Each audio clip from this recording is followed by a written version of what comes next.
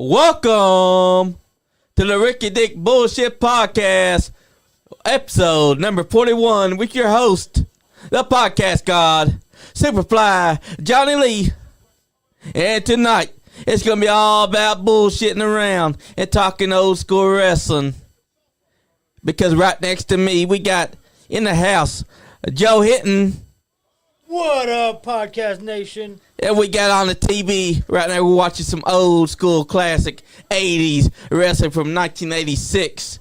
We done watched Jake the Snake Roberts hit a DDT. We done watched a hell of a women's tag team title match. Well, it wasn't a title match, but it was a tag match. And they worked each other so damn good. So, Joe, tell us all about the kind of WWF that you grew up watching. Man, all right, so growing up, my whole household was about wrestling. My mom, my older brother. So my earliest recollections probably about 87, 88 WWF. Hillbilly Jim, Rowdy Piper, all those guys, Hacksaw Jim Duggan. Of course, Hulk Hogan was champion. Yeah. That's what I grew up on. That's classic wrestling, too, because back then, Hulk Hogan was the pinnacle of the business. He had the championship for a long time, but not as long as my relation, Bruno Sammartino. No, if you actually look back, Hogan didn't hold it for long. Each run was very short. He just held it a lot of times. Exactly.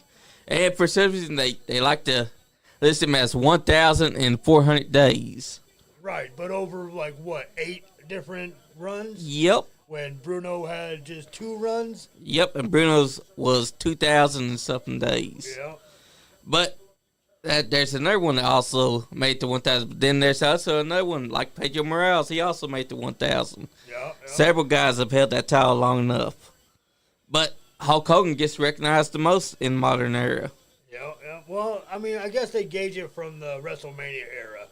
Yeah, that's probably true because back then, WWF didn't want to acknowledge anything outside WWF. Right. And we could chalk that up to Vince McMahon. He didn't like it. Right. And look on our TV, we got a young Bret Hart long before he was the Pink and Black Attack. Yeah, he's got a yellow streak running down his street. Yep. Fights. Looks like he's been a character tonight. Yep. And who's this that he's wrestling? About to come to the ring. Let's see who he's got. Yep, because he's got someone. This is when they were building the Hart Foundation as a singles run. Because back then, Bret Hart and Jim Man, it's Ricky the Dragon Steamboat. Steamboat, baby. Hell yeah. Now, this could be a hell of a match right here. Yeah, it is, because Ricky the Dragon Steamboat was doing things that a lot of guys in the modern time wish that they could do. But they don't understand that you got to slow it down and let it process before you can hit that big move. Ricky the Dragon Steamboat, he wasn't hitting moves left and right. He was letting them register with the fans. And that's the difference between them. Right now we're about to see a classic match between these two because Bret Hart was yet to be the excellence of execution. Right, Bret Hart's just getting started. And meanwhile, we got Ricky the Dragon Steamboat, who has already been inside the business for what? About 10 years now? No. About 15 going on 20 at that point. Oh, damn.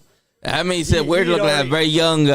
he'd already had his run with Flair at this point. Yep, because this is 1986.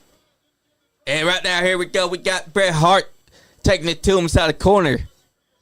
This is something that a lot of people need to go back and look, because look at this. We're seeing some classics. This is from 1986. Yeah, if you didn't grow up with this style of wrestling, go back and watch it. Anything, the prime time, the original main event, the WWF Superstars, all that pre-Raw wrestling. Go look that up. Exactly, because back then, this was the kind of wrestling that you want to see because it told a story. It didn't try to do move after move. They slowed it down. They let the fans register it. Look, right now, Ricky Dragon Steamboat is only just now taking off his jacket. He didn't have it off. Bret Hart took it to him inside the corner. And now he's finally getting it off, and they're taking their time to let the fans register what just happened.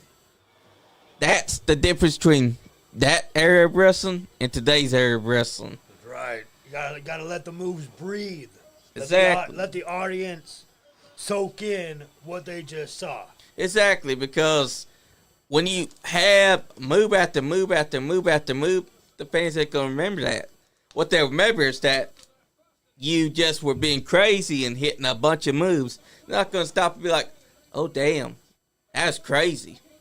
And like you said, when you're watching the move get done, you don't even get time to say, "What the hell was that?"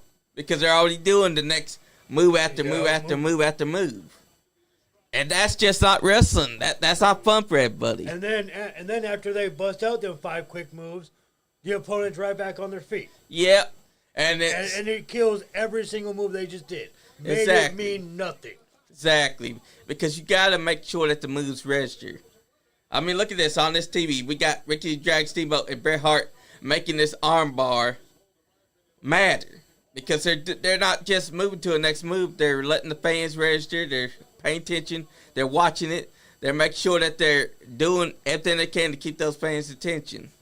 And you got Jimmy, the mouth of the South, out there at ringside on his megaphone doing everything he can to piss off the fans. Piss off the fans, distract the ref, throw Ricky off his game. Classic heel manager shit. Exactly, and that's something that we haven't had in such a long time. I mean, the closest thing that I can say was a manager was Paul Heyman, Scott Diamond. There's been a few, Scott but Diamond, man, hey, that guy needs to be recognized, a lot farther than what he is. Exactly. He needs to be a lot more than just regional talent. Exactly. I wish that you could have gotten to see Gentleman Jim Chadwick because that's definitely tune him a heel. I've heard that name. Yeah, he was one of those guys that ECW one of the guys came down and they said they wanted to do a promo off with him. He did an entire promo against them off the cuff. He didn't have anything written down. They even asked him, "Who does your writing for you?" He says, "Nobody does writing for me. It came from here." That's a pro. Yes, it is. Pro. And he got to start with the Mountain Wrestling Association because he was doing commentary for them. Then he told them one day, "I'm going to be a manager." And it came from there. He started coming out with the kendo stick, had it paint gold. He'd be dressed in elaborate gear, have his hair spiked up, sunglasses. He'd be coming out with anyone they had, and they got elevated right up. That's who Scott Diamond is right now in league with. Because they're both on this level. We lost Jim and Jim Chadwick about 2013. Okay. And that sucks because he was Kentucky's longest running heel manager right there. One of the best to ever do it. That's who inspired this. The sequin jacket, the hat, because he used to wear these. Nice. And he was one of those guys that didn't just stick to one style. And Scott Diamond deserves all the praise that he deserves because without him, guys like Ben Sheeran wouldn't be able to be a manager. There you go. That's why I'm thinking because his birthday bash is coming up. Oh, I can't wait for that. January 3rd. That's going to be a fun one. Hell yeah, it is because me and Andy and the guys, we were there for the last one. That was in 2023. It was January 2023. We came in there. We watched this.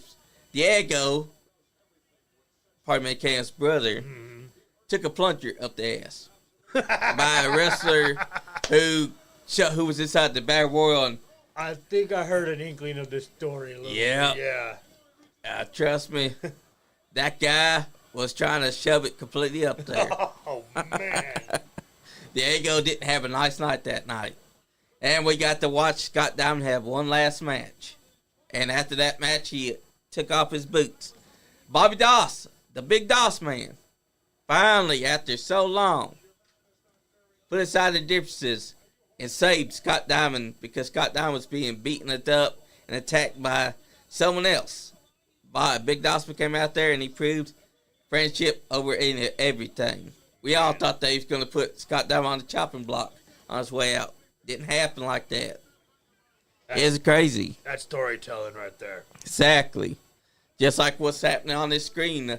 You see, they're still working that arm. They've not done anything besides work the arm. Yep. That's keeping the fans invested because it's telling a story. Grab a body part and work it. Exactly. Tell the story on that body part. Exactly. Because you want the fans to invest in what you're doing. You want them to see that you're trying your best to tear this man's arm apart. Hey, if Brett can't use his arm, he can't hook you with a sharpshooter. Exactly, because the sharpshooter is his go-to baby. And right now he's on his knees. He's wearing that yellow streak. He's not the pink and black guy. He's not the excellent execution right now. He's just Bret the Hitman Hart. He's not the best there is. He's not the best there was. Not the best there ever will be just yet. And he's taking on someone that has years' worth of experience in Ricky the Dragon Steamboat, who's taking his time to make it matter. Oh, here he goes. Oh, he went for something. Oh, super kick before it ever was being done 24/7. Hey, he didn't kick him in the chin. He kicked him in the nose. Yep. That's what you call height. Because he made sure that he was going to kick him inside the nose. That was a nice neck breaker just now. Now, see, Bret Hart's young here, but this is like showing us what would come. Yeah. He's still putting on a great match. Yeah, because pretty soon he'll start wearing the pink and black. That'll be about the late 80s. Yeah. And the Hart Foundation will be doing their thing. They'll break up for a while, but they'll come back together for the 90s. And that's when we'll start seeing the excellence of execution. Because this is long before he becomes WWF champion as well, because mind you, they didn't yet see him as a singles champion. No, this is his first major singles run. Exactly. They just split up the Hart Foundation to have them each do a singles run. Yep. And this is basically like a feeder style, because they're making sure if Bret Hart could one day carry the company on his own. They did the same thing with Shawn Michaels. Yeah. Shawn Michaels didn't hold the WWF Championship until 1996. By that time, he was well into his singles run. He had turned on Marty Jannetty in 1992. Yep. Super kicked him, threw him to the barbershop window. He held the Intercontinental Championship, but he had not yet held the world title. And when they saw that he could hold the title, that's when they finally greenlit him winning it off Bret Hart. Yep. And then we got the "I Lost My Smile" promo. And that's off events too. Like a whole wealth of history here. Oh yeah. Because right now we got Ricky Dragon Steamboat about to be suplexed from the apron into the ring. Oh! Ooh. Right to the back. And that ring ain't soft either. This is one of the old original WWF rings. Like they say, this ring here, it had no give like the ones that they had inside the 90s. No, if I remember right, hearing the stories, this is the one that's cemented into the floor. Yes. And so the ring didn't move whatsoever. And it hurt like a sumbitch just to get body slammed or suplexed in. But thanks to them being on the road 24/7, they could handle it because their body got used to it. But for any wrestler that was coming in that hadn't worked that style before, it would be a sumbitch for them because they'd be, I'm telling you, broken back and everything. You had the kid, you had to continue. Yep. And those ropes ain't no joke either. You hit those ropes, think that's going to be something, it's going to tear your back up. Yeah, you just get bruises off them ropes, man. Exactly. Because this is before they start having the gymnastics ropes that they have during the 90s. Like, these ropes have no give. You have to learn how to literally take you back into them and push on them. Yep. Oh, that was a nice counter by Ricky Dragon into a scoop slam. And now they're both down. Classic Wrestling 101. See, everybody just needs to go back and watch this match. Oh, they do, because it's on YouTube. It's on this channel here. Let me look and see. I think it might be WD Vote. No, it's by someone called Lou Gregory. It's from March 8th, 1986. This is where Jake the Snake Roberts made his debut. Hit that DDT on Jose. And it looked like a damn good DDT. No one does it like Jake Roberts. No. When Jake Roberts does it, it's like their head hits that mat and their body goes limp. And like he said, when they asked what does DDT mean, he said it's the end. Yep. And that's its definition. And he's right, because every time he hit that DT, it ended a motherfucker. Yep. His body would go limp. Oh, onto the outside, Bret Hart just dropped him onto his back. That don't look like regular padding out there either. Nope, that's the actual hardwood gym floor. They ain't got no padding out there at all to help them. Nope. So that has to hurt like a son of a bitch to be dropped on. But because Ricky Dragon Steamboat is a strong ass motherfucker, he can handle it. Now look at him, he's getting up. He's selling it. He's climbing his belly back in. Goes through the bottom rope. And immediately Bret Hart grabs him for another scoop slam. Here it goes. They're running tight. Oh! Which was also Dave Boy Smith's finisher. Yep. That's actually the first time I've seen Bret do that. Me too.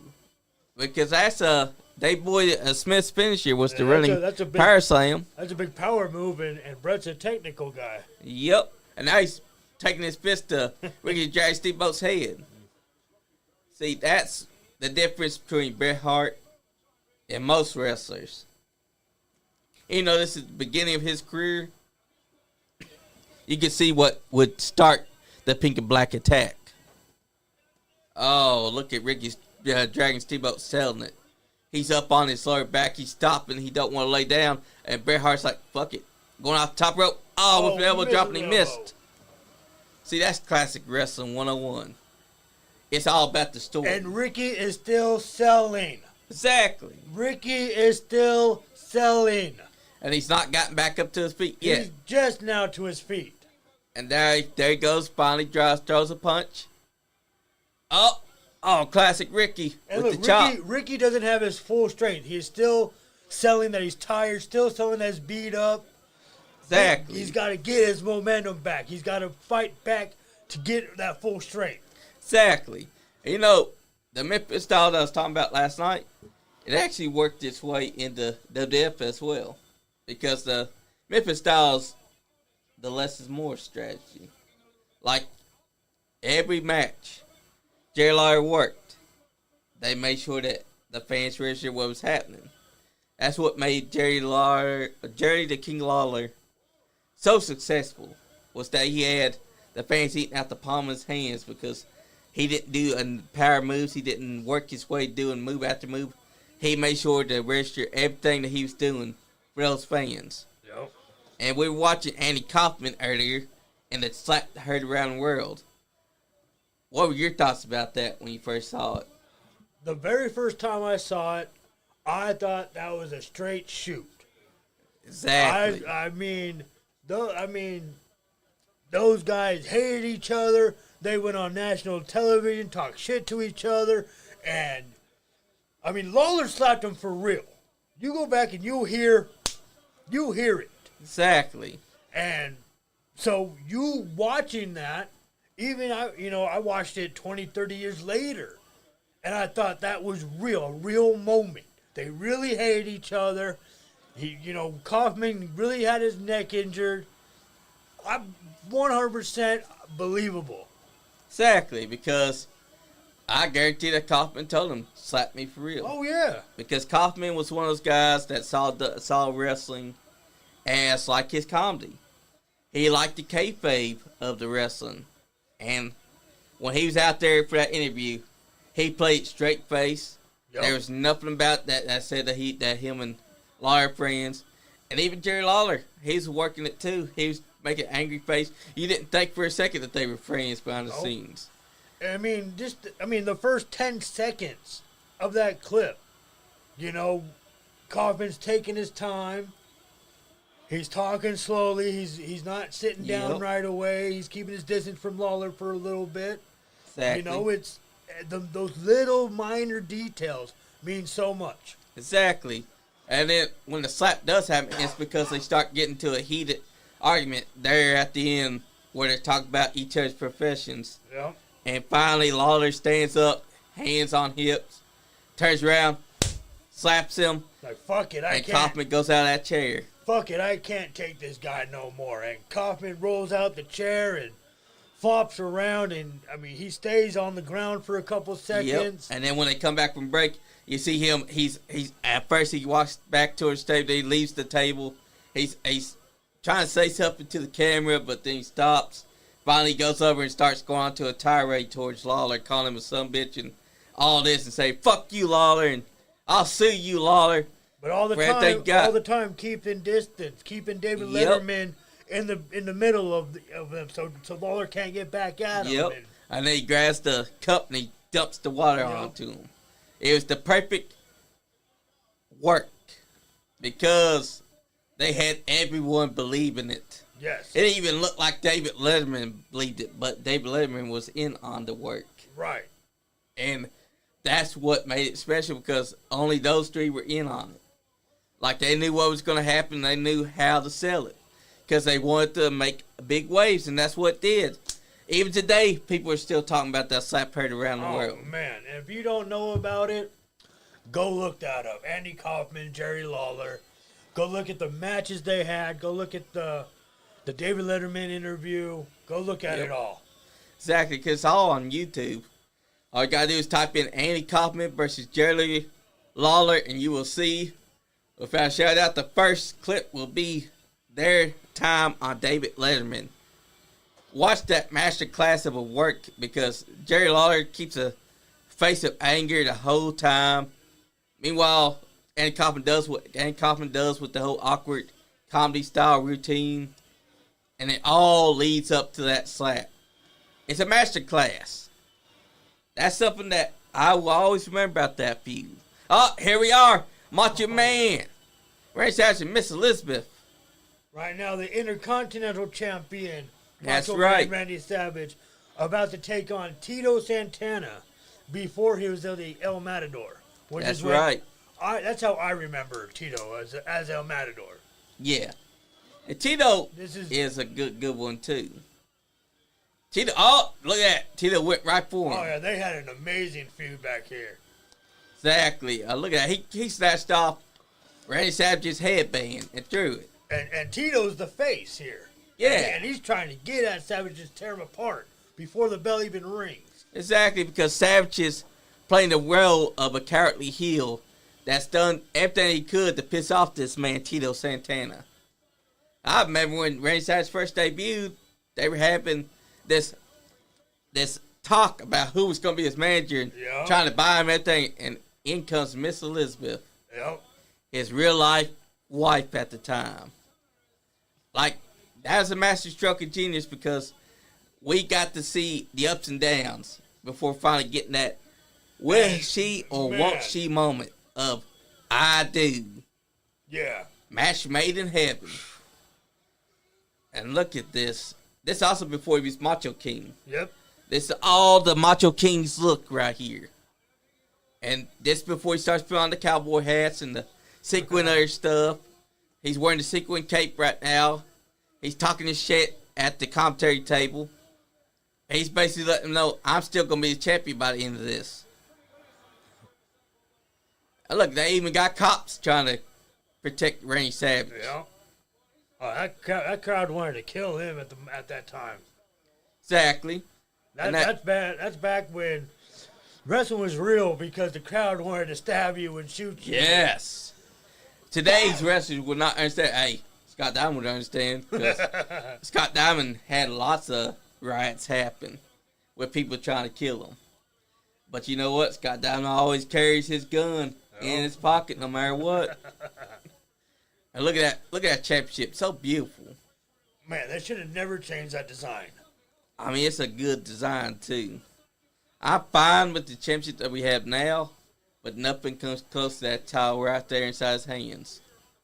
I hated that oval design they did in the early 2000s. Yeah. I hated that belt. Yeah, they started that inside the Attitude Era. Yeah. Like it began in 1997 when Rock versus Triple H was happening. Hot commodity. Yeah.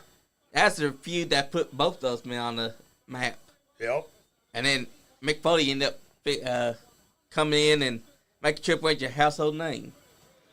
Yeah, he sure did. Like the match with him and Cactus Jack. Ooh. Royal Rumble. 1999. I know it was Royal Rumble 2000. And then finally, the Hell in a Cell that they had 2000. Yep. No Way Out. That match made Triple H a star. Yeah. Because he actually took real barbed wire to the face. This is before WWE started gimmicking the barbed wire. That shows how tough Triple H is. And that also shows Randy Orton's toughness because Mick Foley also put him on the map. Oh, yeah. When he took a thumbtacks to the back. And he did the same for The Rock early on. Yep. With that empty arena match. Yep. In 99. Like Mick Foley did a whole lot to put these guys over. He paved the way for guys that are inside the hardcore scene right now.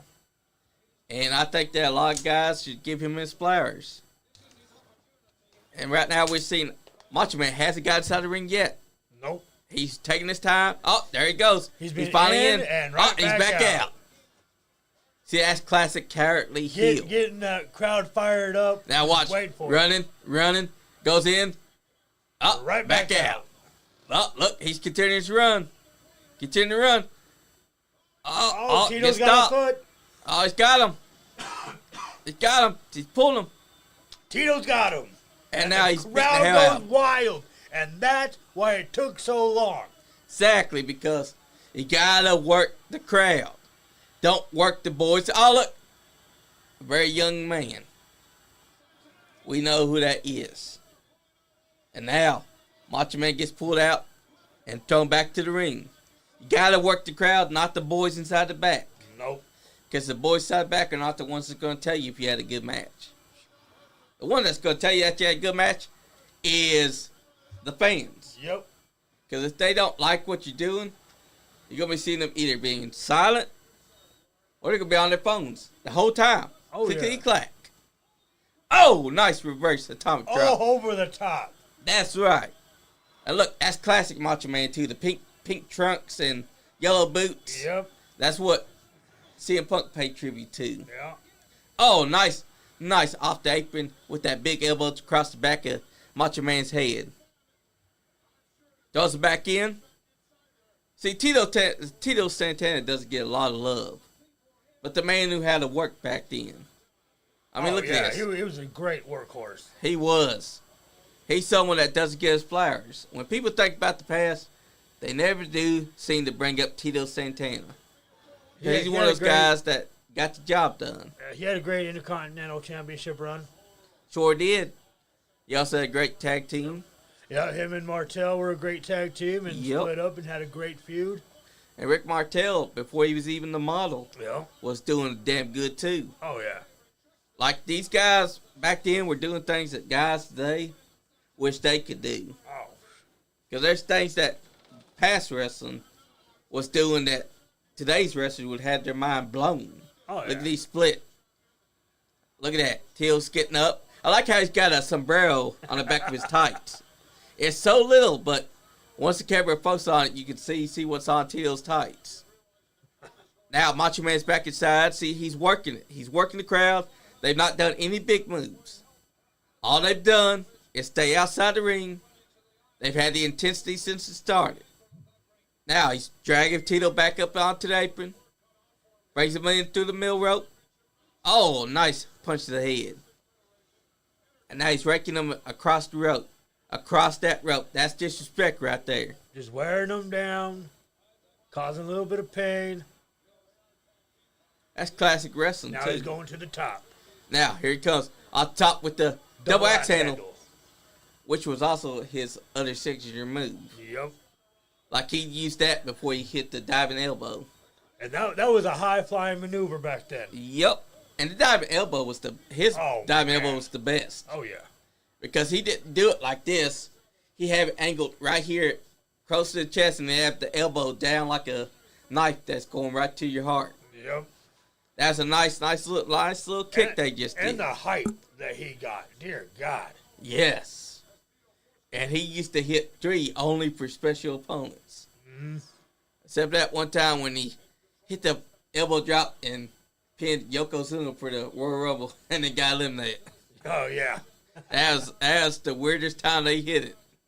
Oh, nice clothesline that put them both down to the mat. Going for the pin. kick out because that's not how you win. And this before you had 100 false finishes. Yeah, as Gorilla Monsoon would say, you got to hook the leg. That's right.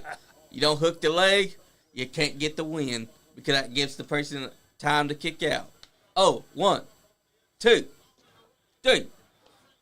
Oh, he broke out of it. Oh, that had to hurt. See, Macho Man is the type of guy that get atomic drops and start holding his scoring. Because he knows that it just killed his entire momentum. He is still bent over, crawling over. Right back down to Matt after he got to his feet. Classic wrestling 101.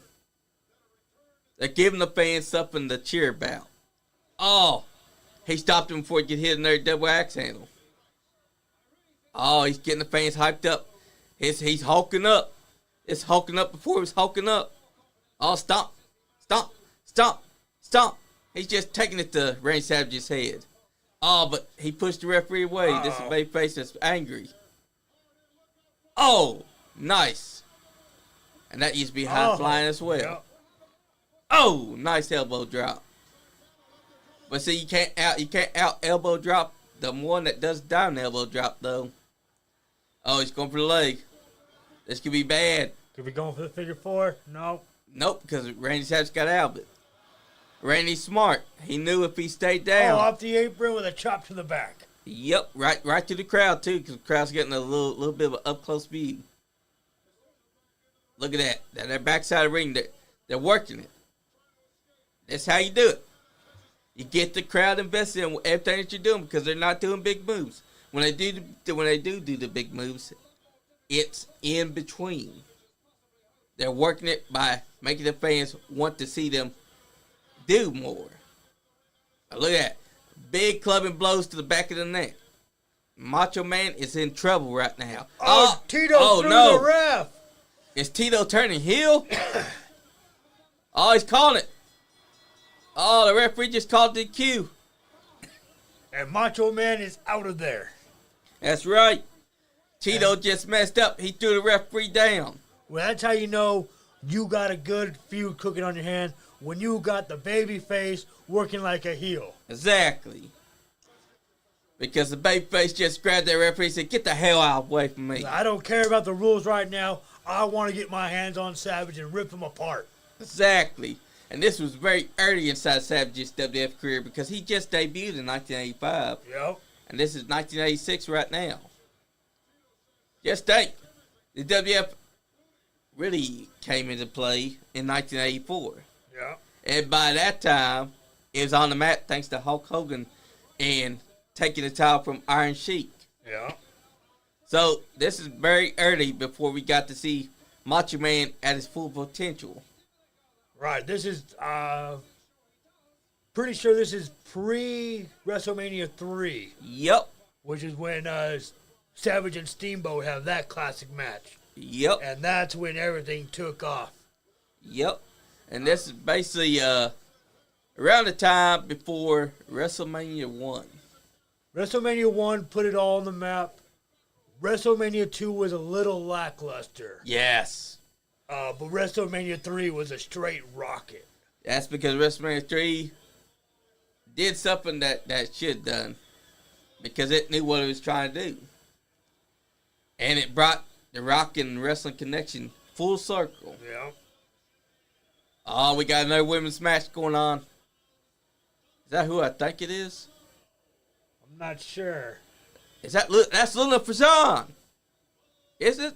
No? No, that's a Japanese woman. Oh, man. Wait a minute. Who's that inside the samurai gear?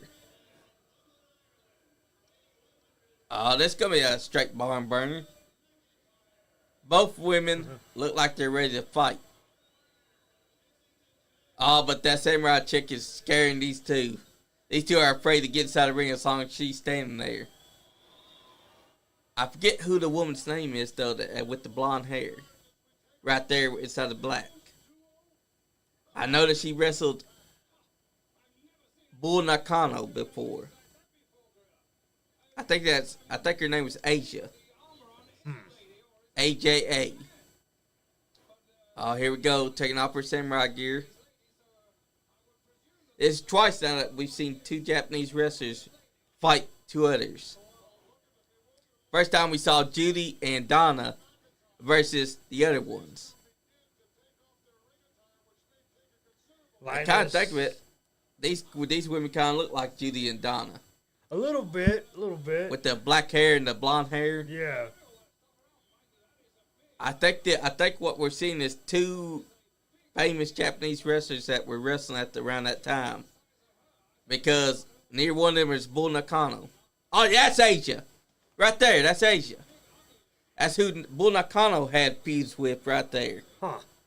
That's her longest standing feud right there. So around this time, she was working for WF as well. Hell yeah. See, we're seeing some classic stuff that comes from the 80s. If people want to see this, they can see this on YouTube. It's March... What time? March 8th? Yeah, I think so. March 8th, 1986. Live from the Boston Garden. Yep. And that is, on the apron, Bull Nakano's most famous opponent. Because they had bloodbath feuds. Like, they would beat the hell out of each other from pillar to pillar. Huh. That's way back when Bull Nakano was still young and still a warpath. That's before Bull Nakano had her last match with WWF. Right now we're seeing a classic 101 between these ladies. They're not done any big moves yet. The crowd's being worked. And they're making sure that everyone knows who's the heel and who's not. I'm thinking that the ones that's heel are the American women. Because we already saw it before. We saw Judy and Donna be the heels. Yeah. And now, Classic Wrestle 101, she's working the arm. Oh, Nice now her arm's being worked. Oh, now we're back to the arm work. See, that's smart. Isolate your opponent's arm, and they can't do nothing about it. Tripped her down. Still getting the arm. Ooh, leg drop on the arm. There you go. Now, she got her down on the ground. She's working that arm. She's making sure that the partner can't be tagged in. See, if you want to isolate someone, you got to take the arm and keep them from getting to that corner. Now, she's doing Wrestle 101. She's isolating her with her partner. She's tagging in, and they're keeping her from making that tag to the cleanest wrestler. Cut off that ring. Keep them in your half. Exactly. Classic tag team wrestling. Exactly. That's something that you don't see nowadays in most tag team wrestling. Nowadays, you'll see wrestlers do move after move after move and forget one crucial part of tag team wrestling. Make sure to isolate your opponent inside your corner. Because if you're the heel, you want to make sure that your opponent cannot make the tag. You want to make sure to utilize your partner and make sure that they cannot have their partner come in. Yep. Quick tags in and out.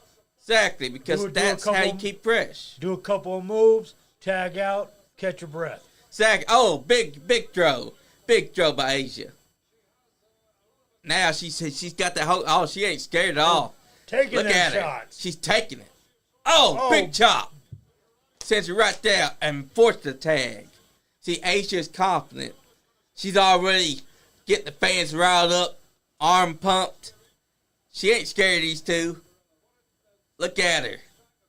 She ain't scared at all. She's daring them to come in. Oh, she just took a drop kick and waved it off like it was nothing. And now she's beating her chest like it ain't nothing. See, this is why she was Bull Nakano's feud of the year. Because she was a beast of a woman. Hair toss. Look at her. She's just using the hair to drag this woman around. Plus, she's also got her inside the corner, so she can make a tag at any time. Yep. Off the ropes. Oh, big shoulder block. Look at her. She's dominant. She is the monster inside the ring right now.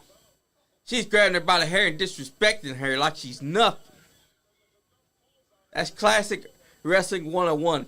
The WF was definitely onto something for the WrestleMania 3. You can see where the Juggernaut began. Oh, yeah. Because, yeah, they started out with Hulk Hogan when he won the WF Championship. But it had not yet become what we know now.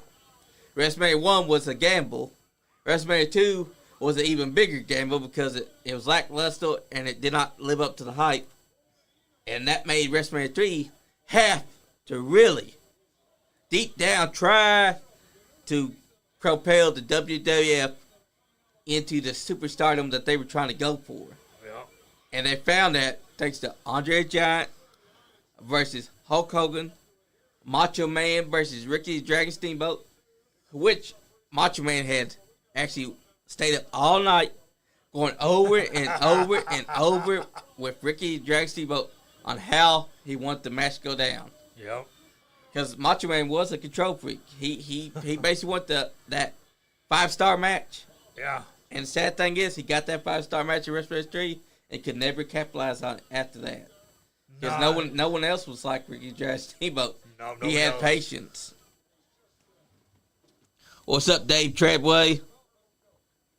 Yeah, Solo does. But you see, WrestleMania 3 helped WWF become the show that we know now. If that hadn't happened, I think that WWF might have closed its doors instead of WCW. Because WCW was kicking their ass during the middle of the 90s. Oh, yeah. Like, for 83 weeks. It began in 1995. It worked all the way until 1998. But here's where WCW made their mistake.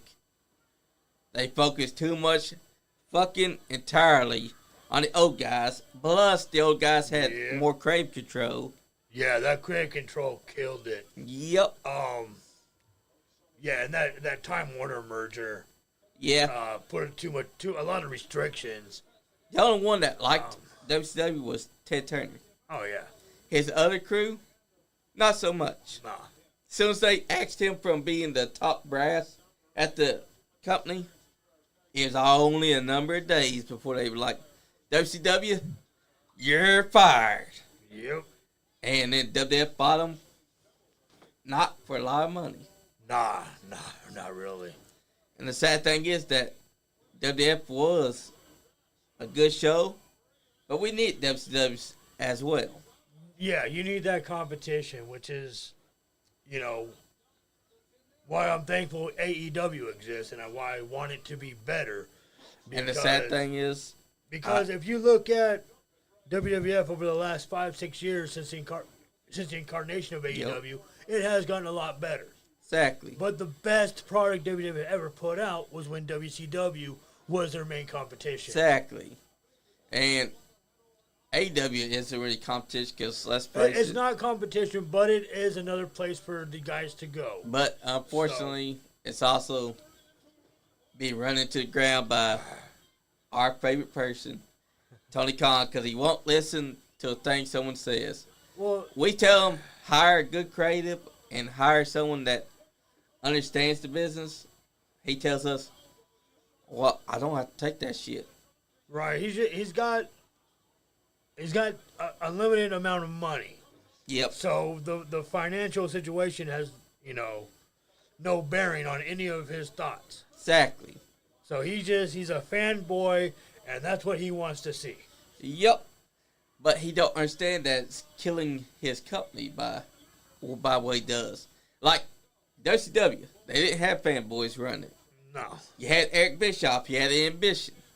Yes, he was doing underhanded tactics to piss off WWF by telling their stories whenever they were doing tapings. But he's at the same time also capitalizing on what he was doing. That's something that Tony Khan should have been doing. But I realized the reason why AEW was doing so good was because Cody Rhodes was working for them. I don't think of Impact at all. You don't? I mean, Impact, I don't think so, not now. Because they brought back Tessa Blanchard, who we've heard such bad things about. Yeah. And they're losing their top stars here lately. Joe Henry's about to leave. Jordan Grace about to leave for WWE. And they got Tessa Blanchard to replace Jordan Grace. Yeah. So how are they winning? I mean, think about it. Tessa Blanchard, we've heard nothing but bad things about her, from being racist, bullying, being a bitch. That's all that we heard about her. Not a good thing. You don't want that to be your number one face of the company, do you? Now, Joe Henry, he made a star out of himself at number one. Oh, yeah. Spent so many times making himself even bigger than what he was. That I Believe in Joe Henry song, it gets stuck to your head. And Asia Kong's team just won on that screen. And look, we got a giant inside the house. Is that Mike Sharp? Yep. Yep. Iron Mike Sharp. See, we're seeing some classic wrestling right now. Classic wrestlers as well. This is before the WWF ever went mainstream. Before the WrestleMania 3, before WrestleMania 2. Because WrestleMania 1 is about to happen. Corporal Kirchner. I mean, WrestleMania 2 is about to happen. Because WrestleMania 3 happens in 1987. Yep. So, WrestleMania 2 has already happened. Yep. No, it's about to happen. Wow. The lackluster promotion is. When was WrestleMania 2? Was it in April or March? It would have been, I think it was April. Because isn't that what time WrestleMania's always come? No, sometimes it's in March, I believe. So it probably is coming up then. Because this is March 8th, or it would have already happened if it was happening early March. But this is Iron Mike Sharp versus, who is this again? Corporal Kirchner. Corporal Kirchner. And that's a guy that disappeared right as WWF was getting bigger. Yeah, I think Slaughter came in and he went out. Yeah. I mean, I can't blame him. Slaughter was already gaining traction as a top dog, a top baby face. Yeah. And fans were loving his whole style. Oh, yeah. Like, I don't think that Corporal Kirchner took advantage of the whole USA thing. No. Because he's coming in as corporal, not a sergeant. Right. Whereas Sergeant Slaughter took over the whole USA thing. And that also helped him become a top heel when he turned into an Iraqi sympathizer. Oh, man. When that happened, it caused the fans to go ballistic. That was the time when Sergeant Slaughter was the WWF champion. Yeah. And he was coming out with his enemy, the Iron Sheik's former manager, and basically saying that America was a disgrace to him. Iron Mike Sharp's right now laying out in a crowd guardrail because he got thrown into it. Look at him. He's selling. He's going to climb over it. You can't beat that. No. Now look, He he's fell staggering. right back into it. Look at that. Yeah, and he's staggering. He's selling it. Oh, look at he's taking swings at fans. He can't see straight. Now he's going to climb it. I mean, look how big this man is. This man has to be about 6'7", 6'5", or 6'6". Yeah, Mike Sharp's a big guy. Yeah, and Corporal Kirchner is also pretty big. That referee is half their size. Now look, Iron Sharp's back inside. And still dazed. Still trying to shake off the cobwebs. He don't know where he is. Still selling everything that happened 2 minutes ago. Yes, Dave, WrestleMania 40 was on April 6th and 7th, and it was a great pay-per-view. I mean, I kind of understand why they did 2 nights of WrestleMania now. Because you got a lot of talent on the show. You want to showcase them. Yeah. And what better way than 2 nights? But what are your thoughts on them doing 2 nights for all the major pay-per-views? Too much. Because, I mean, what's next? Now WrestleMania is going to be 3 nights? I mean, yeah. Exactly. It was too much when they went to 3 hours. WrestleMania, I'll let them get away with doing 2 days. But all the other pay-per-views need to go just 1 day. Yeah. 2, maybe 2.5 hours. Maybe not 3. Yeah, because WrestleMania, it can go 2 nights because it's their biggest spectacle. Yeah, I mean, WrestleMania can last a whole week, you know. Exactly. I mean, but between NXT, Raw, SmackDown, whatever. But to make every show that's one of the major 4 to be 2 nights, that's overkill. Yeah. It's better for WrestleMania to be the only one that does 2 nights. Yeah. Because that could get away with it. Because you got a lot of talent on the show that you can have on there. Now SummerSlam, you stay one night. Survivor Series one night. Or Rumble one night. Yes. Why have them have 2 nights? I don't see the logic. Oh, Chris is right now. He's got the leg spread. He's about to do a gut kick. And Iron Chopper's scared. He said, no, don't do it. Oh, Christian lets him go. Now Iron Chopper's outside. He's catching his breath.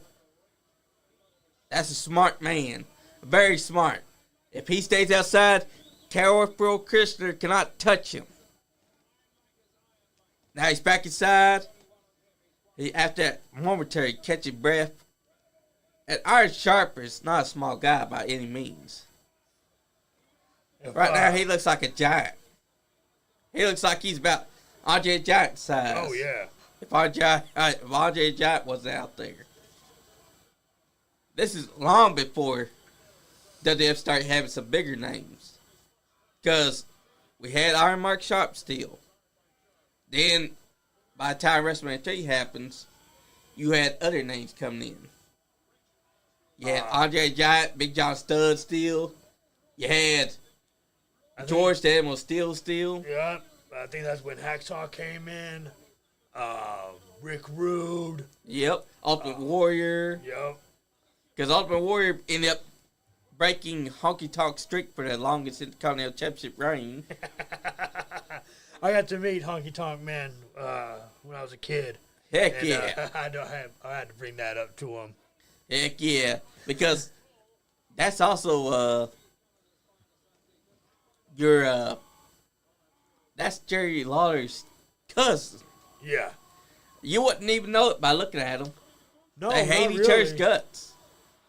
What were your thoughts on Greg the Hammer Valentine becoming his honky tonk brother? Oh man, I was a fan of the Rhythm and Blues tag team, but Valentine looked funny as hell with black hair. Oh yeah, he did. He didn't even look like the Hammer no more. No, he did not. He was trying to do the Elvis dance. Yeah, and he was coming outside a pink Cadillac. I will say that DDP made his debut at a WrestleMania in that pink Cadillac. Yes, he did. That was DDP's Cadillac, and the only person who's going to drive it was DDP. Yep. And that was for WrestleMania. And that's before he ended up in WCW, where he became a better name than what he was, because he was a manager for a long time. Yeah. People don't even realize that. He got his start as a wrestler at 35. Yep. And he was world champion after he was 35. Because then they thought, okay, DDP's earned it. He could become our world champion. He held that title for a long time, too. He was a great champion, too. I love DDP. He was. In that era. That's why they brought him in for the Ready to Rumble movie. Yep. To have him be the champion. Although it was weird to have him be the heel. Yeah. Considering that he was the top babyface of WCW before Sting. I mean, yeah, Sting was over as Crow Sting, but you can't deny DDP's babyface era, because he was the top dog. He was hitting diamond cutters left and right. Oh, innovated. Man. That was the time to live it up. Go back and look at that diamond cutter he hit on Eddie Guerrero.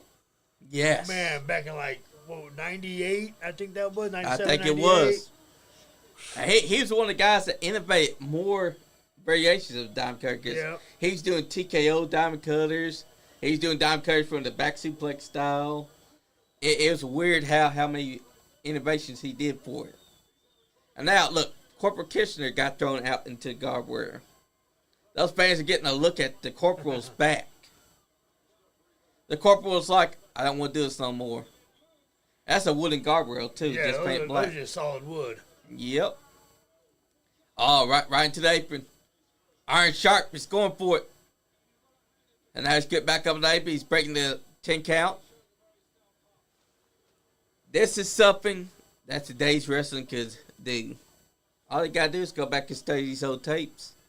There's some things that you need to watch with your own eyes to understand.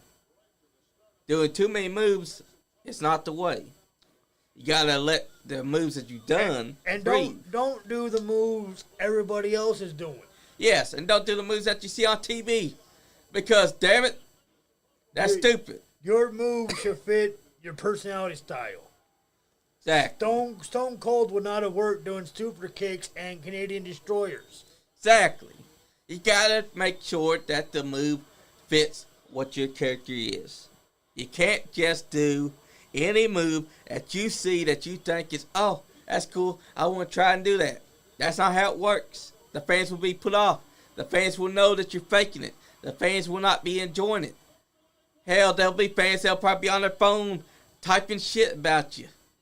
You want to do moves that you feel that you could pull off. Because I can't tell you how many times I've watched a move be done. I've seen on TV that was done way better that they fuck up. Yeah. Because they weren't practicing it. It's stupid. But that's how... That's right, David. It is always sold out. WrestleMania is the pinnacle of professional wrestling. It's our Super Bowl. Yeah. Because that's how they saw it. When they created WrestleMania didn't come up with the name, though. It was given to him. Yeah. He'd come up with some dumb name. But Harry Finkel came up with the name WrestleMania. God rest his soul, because the Fink was one of the best ring announcers that they ever had. Oh, yeah. Oh, yeah. He's definitely the reason for why we hold it so high. Because if you ain't got a good ring announcer, you ain't got anything good. Oh, nice.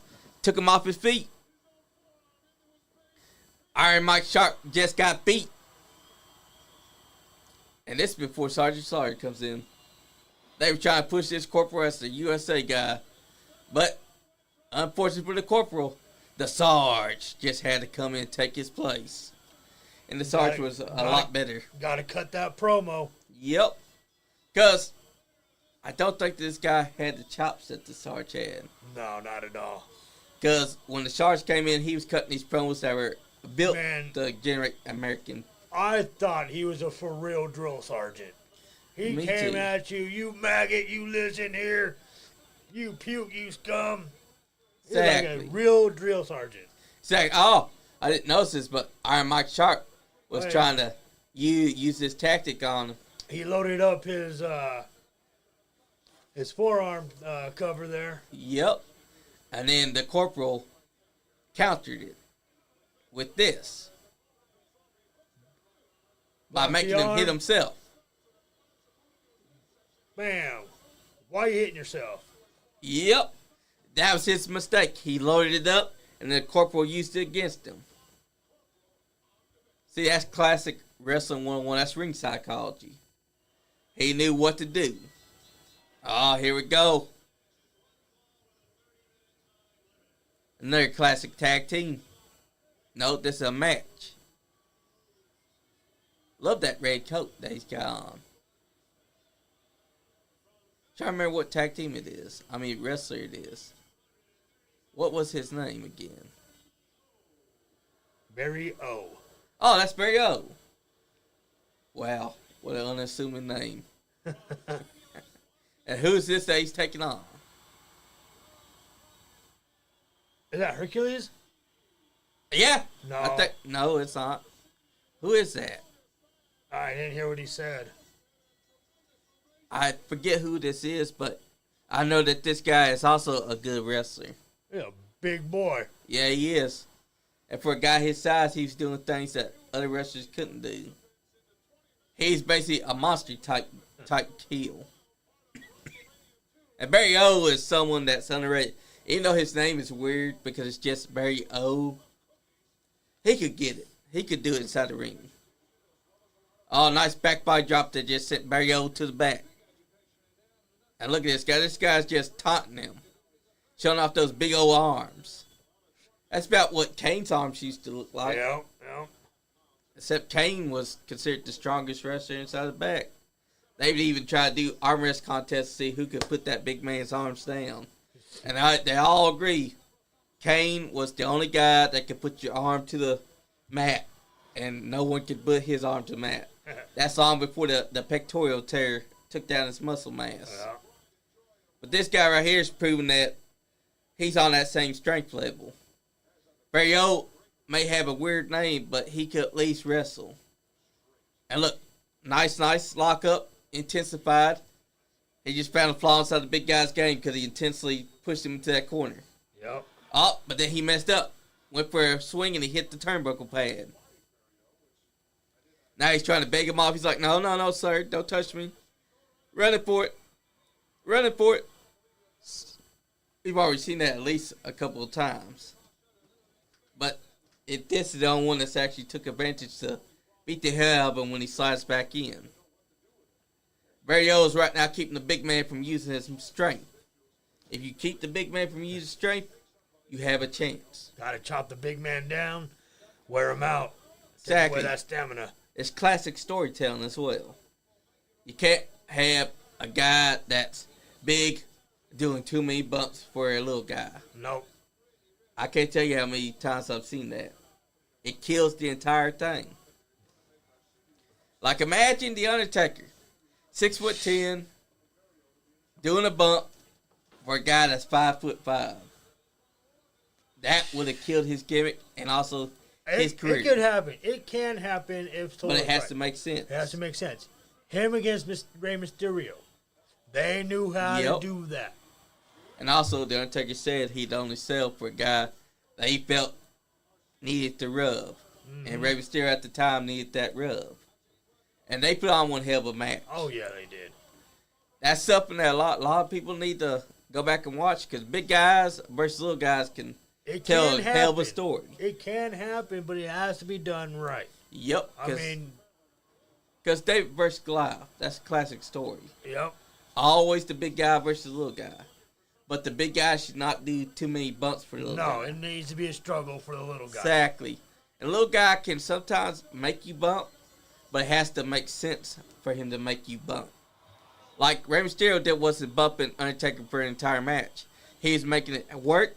He's seeing where he had to do it, where the placement was, and he'd come off with it. Now, this guy right here, he's making Barrio work for it. Yep. Barrio has not yet gotten this man off his feet. The only time this man's been off his feet, oh, wait a minute, this man got the win easily.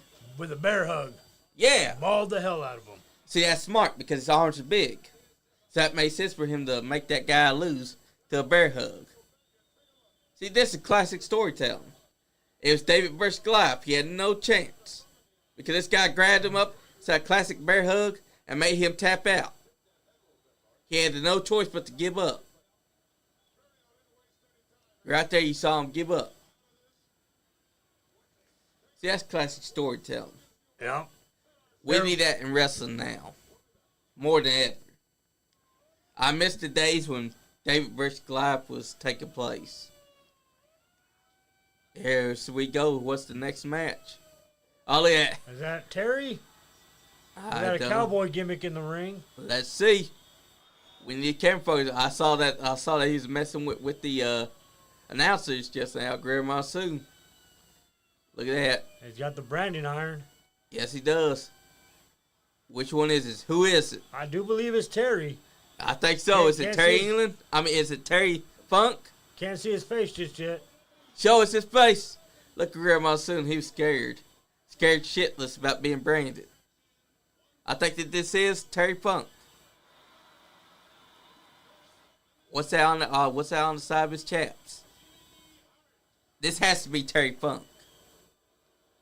There's no way that there's no one else. That has to be Terry Funk.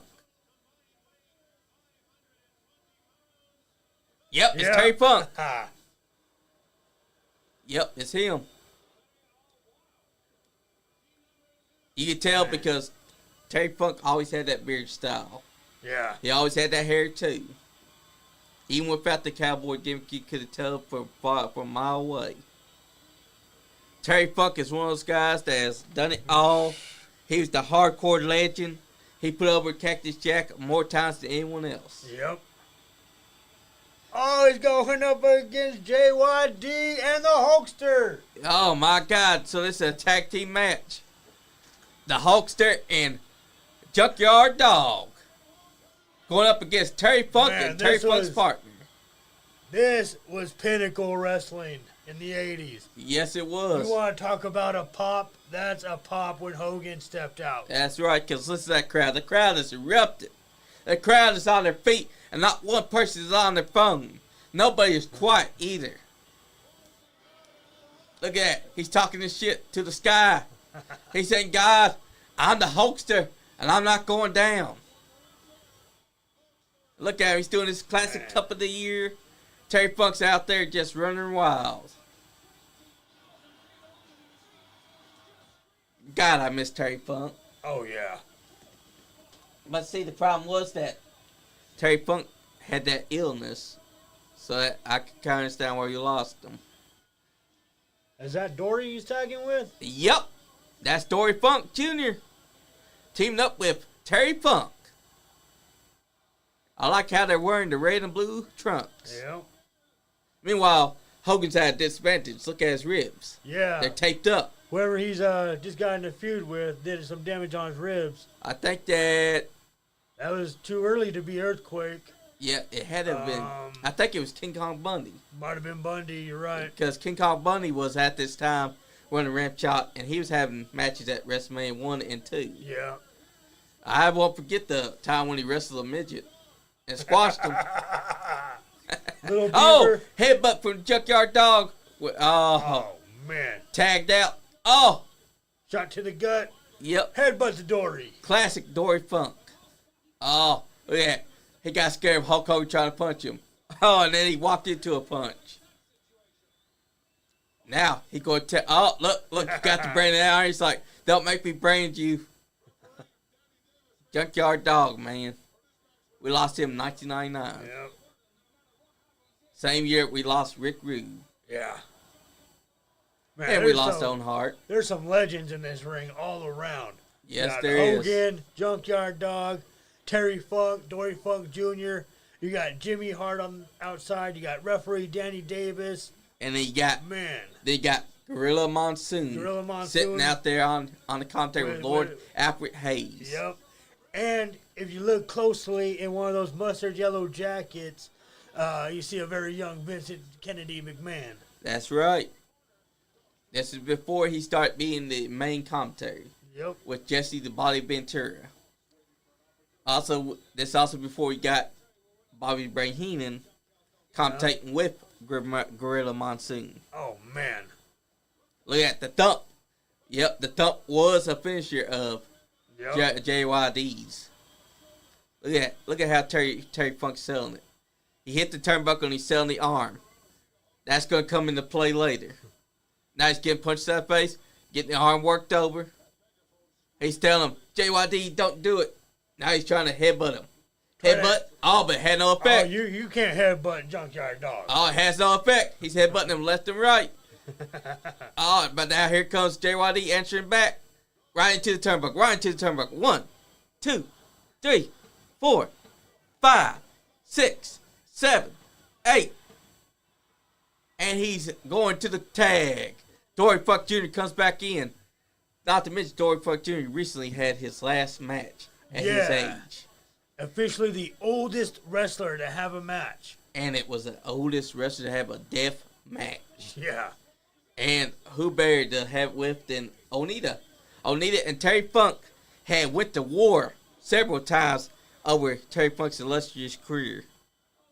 Not to mention they had the best exploding ring death match. Oh, yeah. And that was inside the mid-90s. That's what AEW tried to copy. But you know what happened? Oh, man, that little sparkler that went off. They tried to literally do the Onita versus Terry Funk death match. They tried it, and I watched a little bit of that match. I give it up to Moxley. I give it up to those guys, but if you're going to have that match, you need to bring the finish.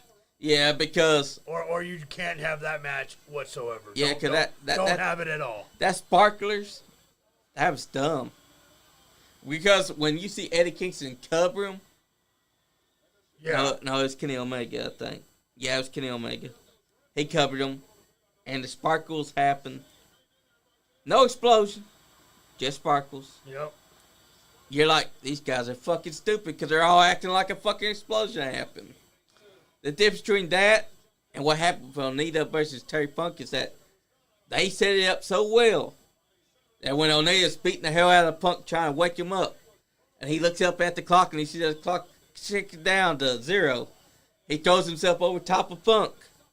And then right then, boom. There's like six concussion grenades that go off. Yep. And it all is perfectly timed. And it looks so damn better than what we got in the year 2020. Yeah. It was not a good look for AEW. Because if you're going to pay tribute to the man himself, Terry Funk, you better fucking do it right. Yeah. And they didn't do it right because I don't know who they hired to be the Peter Scepter Explosions, but who the hell thought that Sparkler was Tony better? Khan said, I'll do it myself. Yeah, that makes sense. He probably went out, saw these sparklers, like, hell yeah, we're going to set up these sparklers. I want you guys to slide them all up when the timer hits 0. The difference between that and the Terry Funk one was that the ring actually jumps as it explodes, which was perfect. Look at that, Dory Funk's getting in to challenge Hulk Hogan. Not many times have you seen Dory Funk Jr. and Hulk Hogan share a ring. No. Now Terry back on. Oh, look at that, the evenly match. This might be the last time Hogan shared a ring with the Funks. Yep. Oh, he countered Dory Funk's scoop slam, and now he's scoop slamming both of them. Oh, scoop slam after scoop slam. This is actually classic Hogan, too. Shaking his legs like Junkyard Dog there. Yep, and now he tagged in. I don't know if that counts as a tag, because they just high-fived each other. If I was referee, I would have said, that was a tag. Yeah, it looked like a tag to me. If I was a heel ref, I'd be saying, you tagged him now, Junkyard Dog, get your ass inside here. Finish the match for him. Now, outside the Funks, they talk to each other. They got a game plan what they want to do to Junkyard Dog and Hulk Hogan. Classic, because he saw Hulk Hogan right there. He's like, nope, you ain't catching me. Oh, never mind. He's got a chair, and he just took it to Hulk Hogan while referee's back was turned. That's smart. Terry Funk is a smart man. He grabbed the double-seated chair, and he took it across the back of Hulk Hogan. Oh, now he's got the branding iron. Oh, ooh, right to the ass and the hip. But watch Hulk Hogan no-sell it. Because Hulk Hogan is the Superman of the WWF at the time. Well, he's going to take a beating, but he's slowly working his way up to his feet. Yep, the ribs are being worked on, though. Yeah. But he's still going to Hulk up. I don't know when, I don't know how, but it's going to happen. That's smart, though. They're working on his ribs that's injured. See, he put a target on his back when he put the ribs on. Yeah. Now, look at that. Classic punching from Terry Funk. Terry Funk's hitting him. Hulk shaking him no. off. The Hulk up. Here comes the Hulk up. It's happening. Oh. Well, he didn't do the full Hulk up, but he did a Hulk up anyways. I don't think he fully developed the whole finger wave and all that yet. Yep, that's true. I think that happens around 1987. Because this is 1986 right now. Yeah. So I think by that time, WrestleMania 3 is when the figure waving finally comes a full circle. Yeah. Terry Funk's going to tag in Dory, but Junkyard Dog's there. Too late. Terry got the tag. It's classic wrestling because they're telling a story. There's been isolation. Hulk Hogan's ribs are taped up. He's at a disadvantage, but he's still hulking up a little bit. Danny Davis doing his thing. And Terry Funk and them are looking A+. Nice European uppercut. Now, the isolating Junkyard Dog, that's what you got to do inside this match. Keep him in that corner. Quick in and outs, like we said earlier. Yep. And now, took him off his feet. Couple of double team moves. Hogan comes in, the ref is distracted. Take advantage with the double team. That's wrestling 101. Definitely for the heels. Now, he's grabbing him by the hair. See, Junkyard Dog doesn't get enough credit either. He was a great baby face. Oh, yeah. The fans were behind him 101. Oh, yeah. That was a nice back suplex they just hit Terry Funk with. Now Terry Funk's turning around. He's trying to go for Hulk Hogan because he's confused. But then he realized, oh, wait, that's not Dory. Terry Funk tried to go for that headbutt again. And that is also Junkyard Dog's headbutt. He ended up in the wrong corner trying to ask Hogan for a tag. And now Hogan's tagged in. Oh, there he goes. Hogan's doing it. He's hulking up. Punch to the head. Punch to the head. The Funks are at a disadvantage right now. Oh, the Ric Flair bump, as we always call that. Oh, and Terry Funk's right now sitting on the middle rope. Oh, up on top rope. Bad place to be, Terry. Oh, in comes Dory. Smart man Dory Funk was. Look at Junkyard Dog. He wants that tag again. Oh, look at that. Choking him out with the wrist tape. Oh, Hulk Hogan's been choked. Choking him. Gotta get the tag. He got the tag. Now that's what all but the referee didn't see it. Didn't see it. Ref didn't see the tag. That hot tag has failed. They're still choking out Hogan with the tape. And now they're beating the hell out of him. They're mugging him. Oh, but Junkyard Dog got free and he's beating the hell out of him with headbutts. It's what it's called a heated feud. Right side corner, Terry Funk's taking a moment to breathe. Oh, got his hands on Jimmy Hart. Oh, no. Jimmy Hart run. Listen to that crowd. Oh, man. Oh, look at Jimmy. He's not wearing his jacket at all. He just has a suit shirt and his pants. Oh, but look, choking him with the bull rope. Choking Junkyard Dog with the bull rope. Oh, Dory Funk's holding his legs. Oh, look at that. Here comes Hogan. Junkyard Dog is being hanged. Oh, big clothesline puts Terry Funk down. Oh, that's how Hulk Hogan won. He didn't win with a leg drop at all. He won with a clothesline. My God. Hulk Hogan only used the clothesline to win. Look, the bull rope was still wrapped around Dory Funk. Classic wrestling. You see things that you didn't see before. Hulk Hogan did not use an atomic leg drop to win this match. Nope. He didn't use a big boot. Yep. And he didn't hulk up like he usually does. Nope. He had to hulk up a little bit, but wasn't how we're going to know it when we see it later. And right now, Hulk Hogan is celebrating with Junkyard Dog. Meanwhile, Terry Funk and Dory Funk Jr. is going haywire out there against the fans. Terry Funk was still inside his prime at this time. Both him and Dory Funk were on a steal.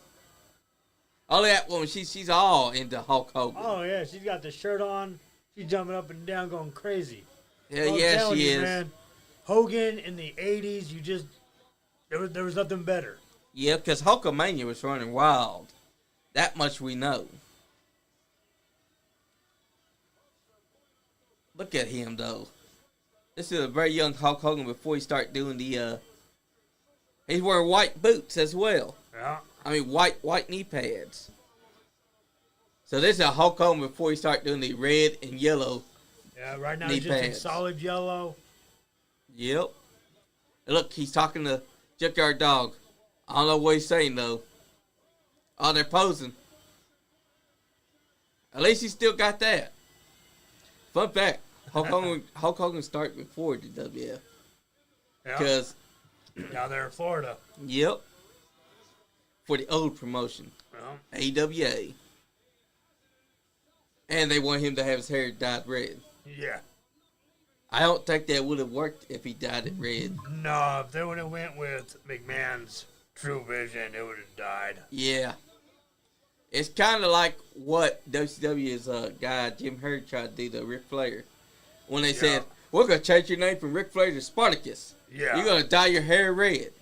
That would have killed Ric Flair's career right there and there. Yep. And I don't know what the fuck he was thinking with that one. I guess because he didn't like Ric Flair. Ric Flair definitely didn't like him. I haven't heard too many people that do like Jim Herd. Yeah, not a lot of people like him. And it shows because why would you name the biggest star of the 80s, besides Hulk Hogan, Ric Flair, Spartacus? Why would you change everything about his gimmick?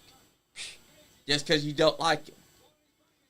Flair has had the same gimmick since the 70s, and there's a reason for that. Yep. And if you remember, before he was ever Ric Flair, he tried to be a Dusty Rhodes. Yep. As Ricky Rhodes. Yep. And it was Dusty Rhodes that told him, baby, instead of trying to be the next Dusty Rhodes, why don't you try being the first Ric Flair? Yep. And the rest was history. After that back injury that he suffered from that plane crash, he thought his career was done. But lo and behold, when he came back, that's when the Nature Boy truly took off. Oh, yeah. It was crazy to think that plane crash was the best thing that happened to him. Yep. Because he lost all that weight. Yep. And he became the styling and profiling, began his career right then there. Because before that, he was a big guy. Oh, yeah. He looked just like Dusty. Yep. He's burly and all that. But after that plane crash, he lost all that weight. And he became the man that we know now. Ric Flair. The styling and profiling. Limousine riding. Kiss stealing. Rolex wearing. Willing dealing. Ric Flair, the Nature Boy. And now that one ended. That's classic wrestling. That's some classic right there. That's great. Exactly. Great every card. Every match on that card Exactly. was excellent. Exactly. Like, look at this. This is October 12th, 1986. This is when now we got Bobby Brain Heenan with Grill Monsoon. This is the 1986, well, into 1986, October 12th. See, at this time, when everything starts coming together. Yep, and this is before they start. Well, actually, I think this is when they start beginning to promote WrestleMania 3. Because 1987 is coming up. This is classic. This is Wrestle Challenge. This is before you had WWF as Raw or SmackDown or NXT. You had it as just either Primetime, Superstars, Prime Challenge, Wrestling Challenge. Yep. Superstars. Exactly. Look, Hulk Hogan in white. Yep. But see, the red and yellow suit his character better. Oh, yeah. Because the white was basically his Thunder Lips look from Rocky 3. Yep. Like, I will always remember, that's a blessing in disguise for Hulk Hogan. He went and he did that movie, and that turned him into a megastar, and that helped WWF when they brought him in for 1984 to win the WWF Championship because he's already a megastar. Yep. People already knew him now. Vince Sr. fired him for it, and when Vince Jr. took him over, he said, I know who I'm getting. Yep. And Vince Sr. was, I'll give him this, he was a pioneer. He had a vision. He knew what he wanted. But some things he didn't know. Yeah. Like he could have had a megastar in Hulk Hogan, but he chose to fire him if he was going to do a movie. That's the difference between Vince, because Vince Man Jr., he saw value in superstardom. That's basically what his goal for WWF was. That's why WrestleMania exists. Yep. He wanted something that was going to be the pinnacle of professional wrestling. And WrestleMania ended up becoming that pinnacle. He took a big chance on WrestleMania 1. Oh, yeah. Oh, yeah. That could have... If WrestleMania 1 didn't take off and it failed, we don't have wrestling today at all. Exactly. Because that was a big gamble. Right. WCW doesn't go to Monday. It stays Saturday night doing its little thing. Exactly. Oh, look, Billy Jack Haynes. That's a name that I ain't heard in a long time. Nope. That's another classic legend.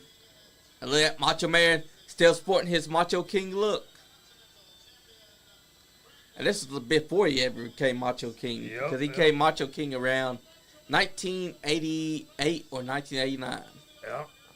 And then he would stay that gimmick until losing the crown and becoming the Macho Man that we see nowadays with the cowboy hat and the tassels. Yeah. Look at Miss Elizabeth. She's styling and profiling herself with that sequin.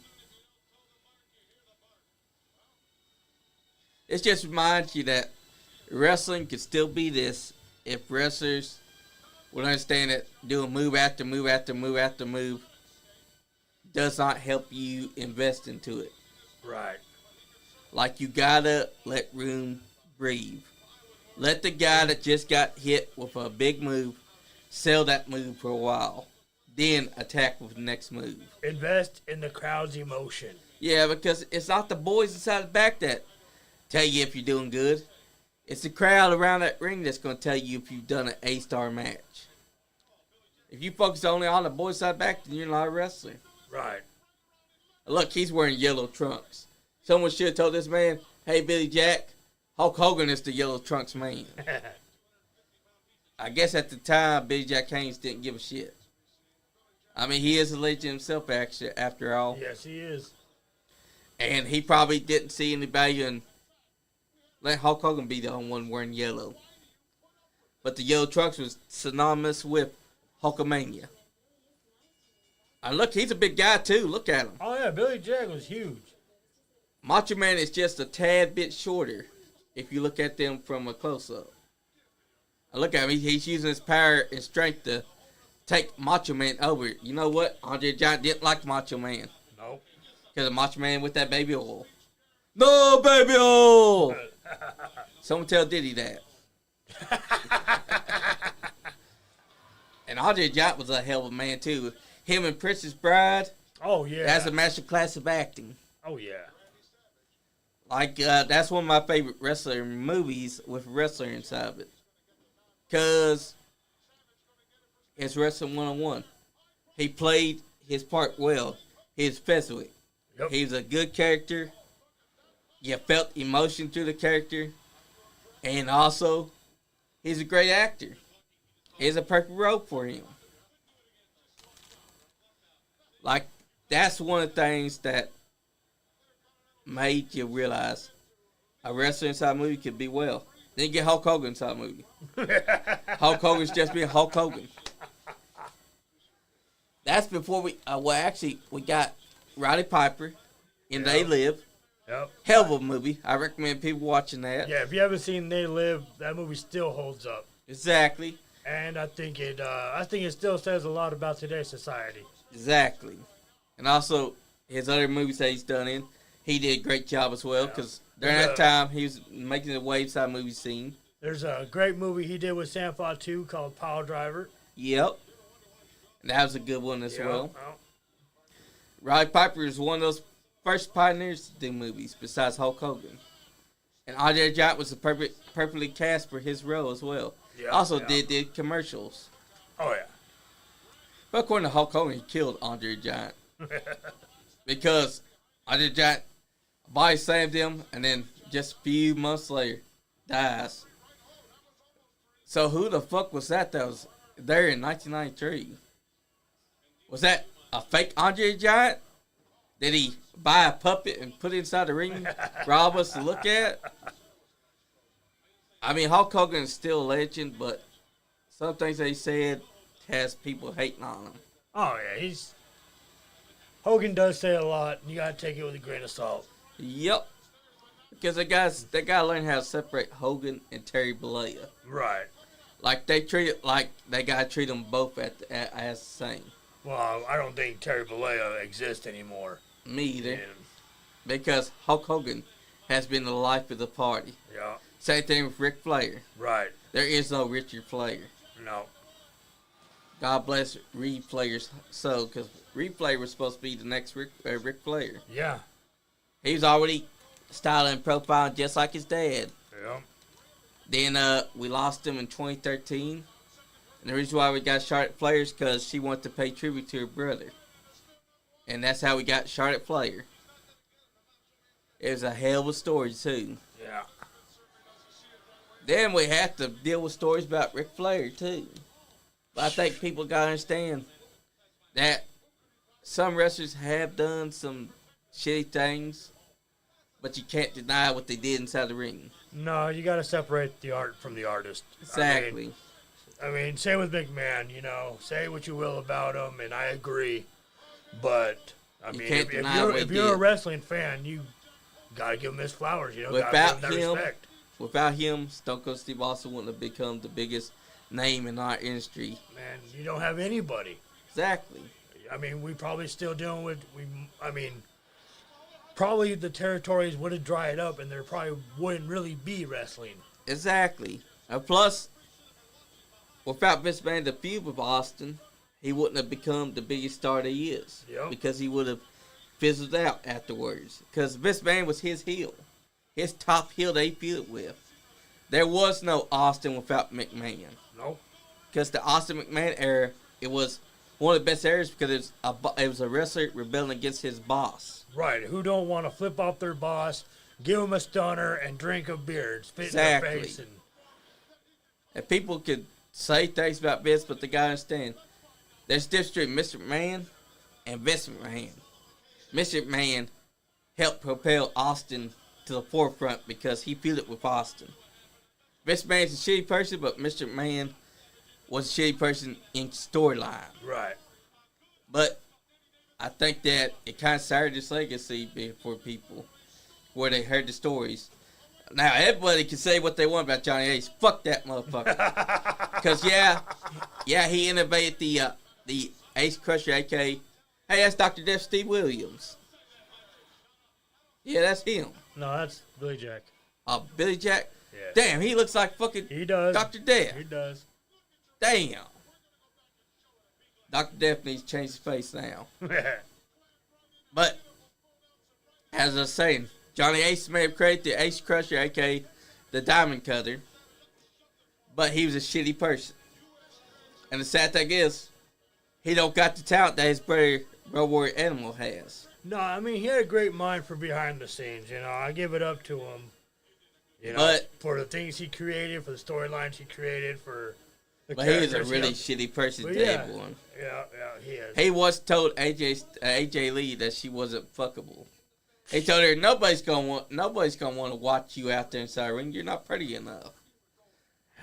And there's other people that's actually came out and told stories about where he's definitely like JR. JR was head of talent relations, and he said that John Laurinaitis did everything they could to try and take his job.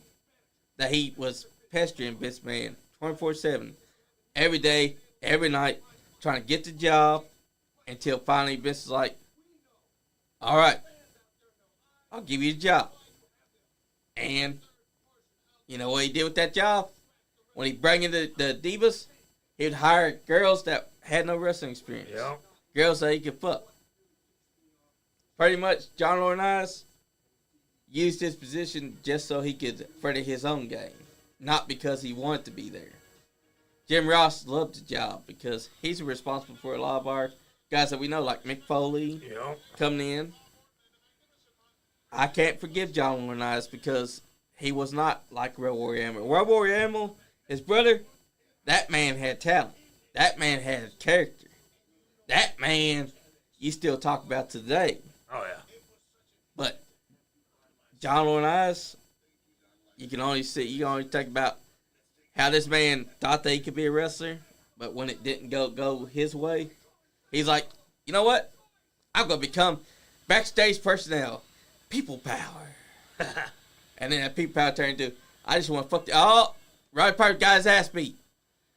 Oh, and sadly, it's on his own show. The Piper's Pit. Oh no. Oh, shit.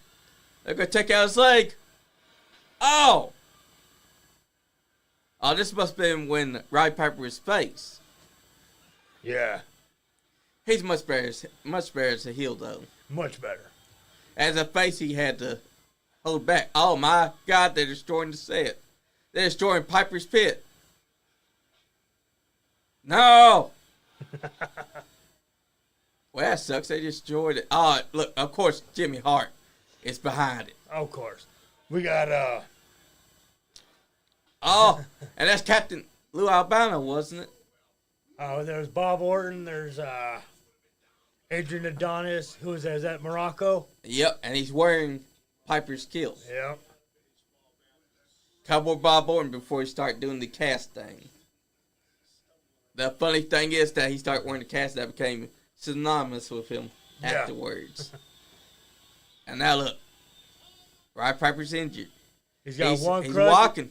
He's got a bat. He's got a baseball bat as a crutch. And he's talking the shit. He wants revenge. His set got destroyed. Here you got no Piper's Pit. Oh, now he's going to destroy their set. Oh, he's taking it to it. Oh, but that caused him to fall. That's just going to do more damage to his leg. Now he's destroying their set. He's like, you destroyed my set? Fuck this set. Look at him. He's taking his bat to it.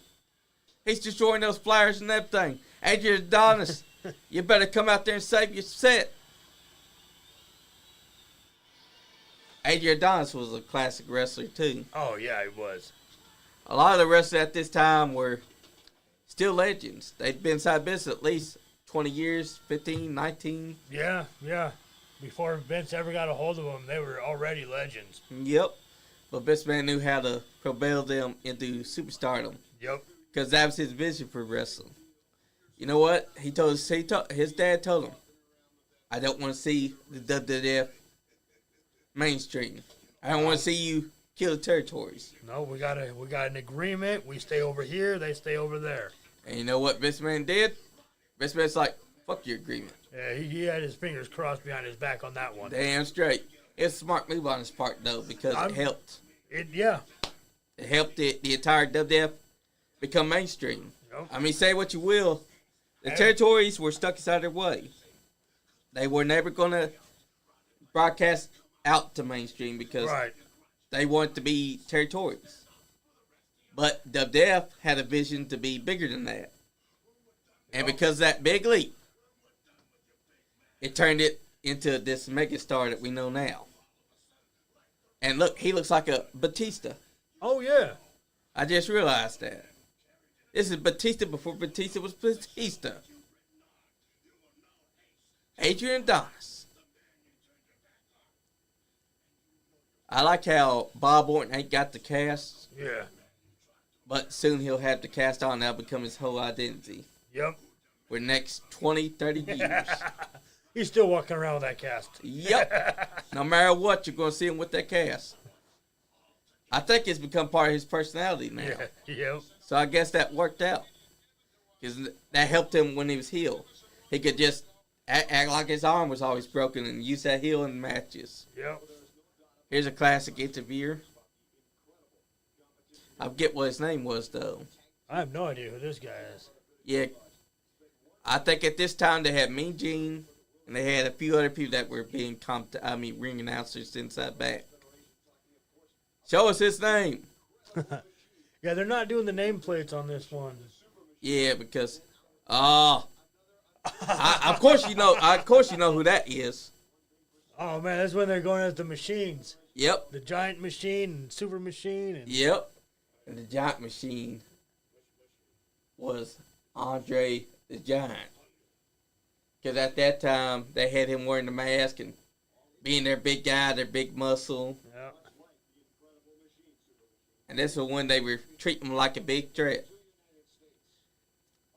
And it's funny that we saw Andre the Giant wrestle before this without the mask. But then they would have him put on the mask to be Giant Machine for the machines. And he'd do something different from Andre the Giant. Yeah. But he still had the same look. Just the mask. Yeah. And that was well after he did the body slam with Big John Studd. Big John Studd had that money. He said no man could body slam him. Yeah. And Andre the Giant body slammed him and started throwing around the money and everything.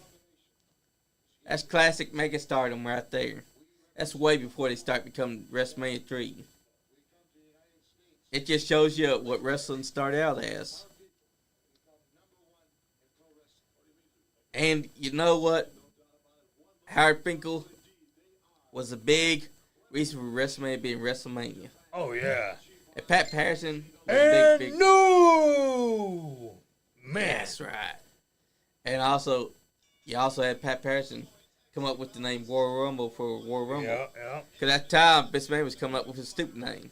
Oh, we seen him before Barry O. Yeah. Is that the Killer Bees? That's the Killer Bees. Yep. Oh, Butch Cooper.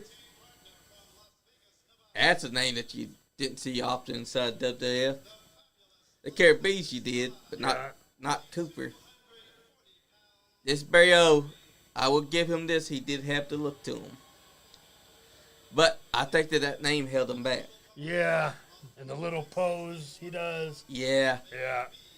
They should have gave him a new name because Barry O and them have to do quotation marks around the O. It doesn't work. Yeah. As for the Killer Bees, I'm glad that they took they took their mask off. Oh, that's right. Because I think that this was after they got a mask. And then they start wearing the mask only for the entrance. Yeah. Although they do got the look to them, I will give them this. They got the star power to them. Barry O, I'll give him this as well. Even though he's got a name that holds him back, he's got the talent. Yeah. It had potential. But the name was holding him back. He could have been right up there with guys like Barry Windham. He would have been right up there with Bobby Eaton. Bobby Eaton, Terry Taylor. That's right, and Terry Gordy, Michael P.S. Hayes, and even Gibson. That's a good promo that they said. That's back when they were doing the camera feed promos. Yep. Now, Barry, yeah, I think that's holding him back too. The rainbow pants. If only he had a name that was Barry Seal. I mean, Barry could stay, but O, that's a whole backer. That's like a enhancement talent name. Yeah. And he's clearly not an enhancement talent. He looks like someone that you'd be treating like a star. Like you'd be having him fighting off against guys that you could feed him to. Now Kid B gets in. Off the top rope. Oh. Working that arm. Drop the elbow on the arm. Go back to the arm wrench. That's right. Now, here we go. Tag in. There we go. Back to the arm. That's how you do it, though. That's classic 101 tag team wrestling. Oh, but he caught him. See, Barrio had the strength. Yeah. But that name just holds him back. Like the guy right there that they just tagged in, his name holds him back because that's not exactly a name that catches your attention as a wrestler. Like, who would be cheering for Cooper? Yeah. It's not like JYD, Ricky the Dragon Steamboat, the Killer Bees, Adrian Adonis, Bob Orton. It just doesn't scream professional wrestling. There's a nice Irish whip. Nice drop kick by Killer B. All right, look, of course, Cooper was the one that lost. See, Cooper was the enhancement talent. Because Barry O got protected. I will say that there was times where wrestlers would beat the hell out of each other. Oh, yeah. Like, my favorite one is Sid Vicious and Dan Spivey beating this Blackwell guy's ass because he thought because it's his hometown that he shouldn't lose. So every time that they did a move, he'd get right back up like it was nothing. Finally, Dan Spivey and Sid Vicious, they got tired. They threw his partner out. They told his partner, you stay the fuck out of the ring. It's between us and that motherfucker. And then they spent the entire match just beating the hell out of him. And then after the match in it, you could hear Terry Long screaming, kill him, kill him. While that guy held out there and they're just wailing away on him. Oh, King Harley Race. King Harley Race, the first king. And also the NWA World Champion. Yes, sir. One of the guys you think of when you're not thinking of Ric Flair. See, back then they didn't have a tournament for King of the Ring. That's right. They just announced, when Harley came in, they announced Harley as the king, and then it was a match. And if you lost the match, you know, the winner was a new king. Exactly. And Harley Race was the epitome of professional wrestling back then. He looked like a legit strong man. And he was as real as they get. Oh, man, yeah. Harley Race was a tough son of a bitch. Yes, he is. He was the one that invented the diving headbutt. A move that he regrets invented because of Chris Benoit. Yeah. That's because Chris Benoit would do it and suffered brain damage, which we wouldn't have known. But Harley Race is the man. He is the GOAT of professional wrestling. And he is the man that made every word that he spoke sound legit. That's something that a lot of wrestlers could learn from. Because he is what he believes that he is. Listen to every word he speaks. Go back and look at Harley Race's promos. Look at Jake Roberts' promos. They're not out there hooting and hollering and being as loud as they can. Exactly. They're drawing you in. They're low. Their voice is low. They're speaking softly, slowly. They're drawing you in, and the words they're speaking just they dig into your soul. Exactly. They capture your mind. As soon as you hear the first words of the promo, you're already thinking about it. Oh, there's Merrill. That's another good name. Oh, there he is. Nick Kiniski. Kiniski. All right, look. The Heart Foundation's back out here. Now they got some pink stripes on them. They're starting to develop their look. Yep, the pink and black attack. I think this is when they finally start saying, this looks good on us. Let's stick with this. Oh, look. Brett's name has 2 T's right now. That's before they shortened it down to just Brett with 1 T. Yeah. Jim Neidhart, though, you got to give him credit. He had a look, and he stuck with it. Yeah. That goatee, be evil maniacal. Jimmy Hart, map of the South. You can't deny that he was a great manager. Jim Neidhart's the reason why I wanted a long goatee. Yeah, because Jim Neidhart had one of the greatest goatees of professional wrestling. Yeah. And he put it to good use, too. He'd grab his beard and he'd just be laughing at evil maniacally. Off the rope. I think this is when Brett starts saying that he's the best. No, it's going to be a little bit after this. Yeah. Because right now he's just Bret Hart. I don't think he starts saying that until the Hart Foundation really breaks up. Yep. And he really goes on a singles run. Yep, because they break up around late 80s, and then his single one begins early 90s when he wins the WWF Championship. Yeah. And then he starts saying to the microphone, on the excellence of execution, on the best there is, the best there was, the best there ever will be. And Jim Neidhart at the time was still doing tag teams. Because he's a tag team guy. No offense to him.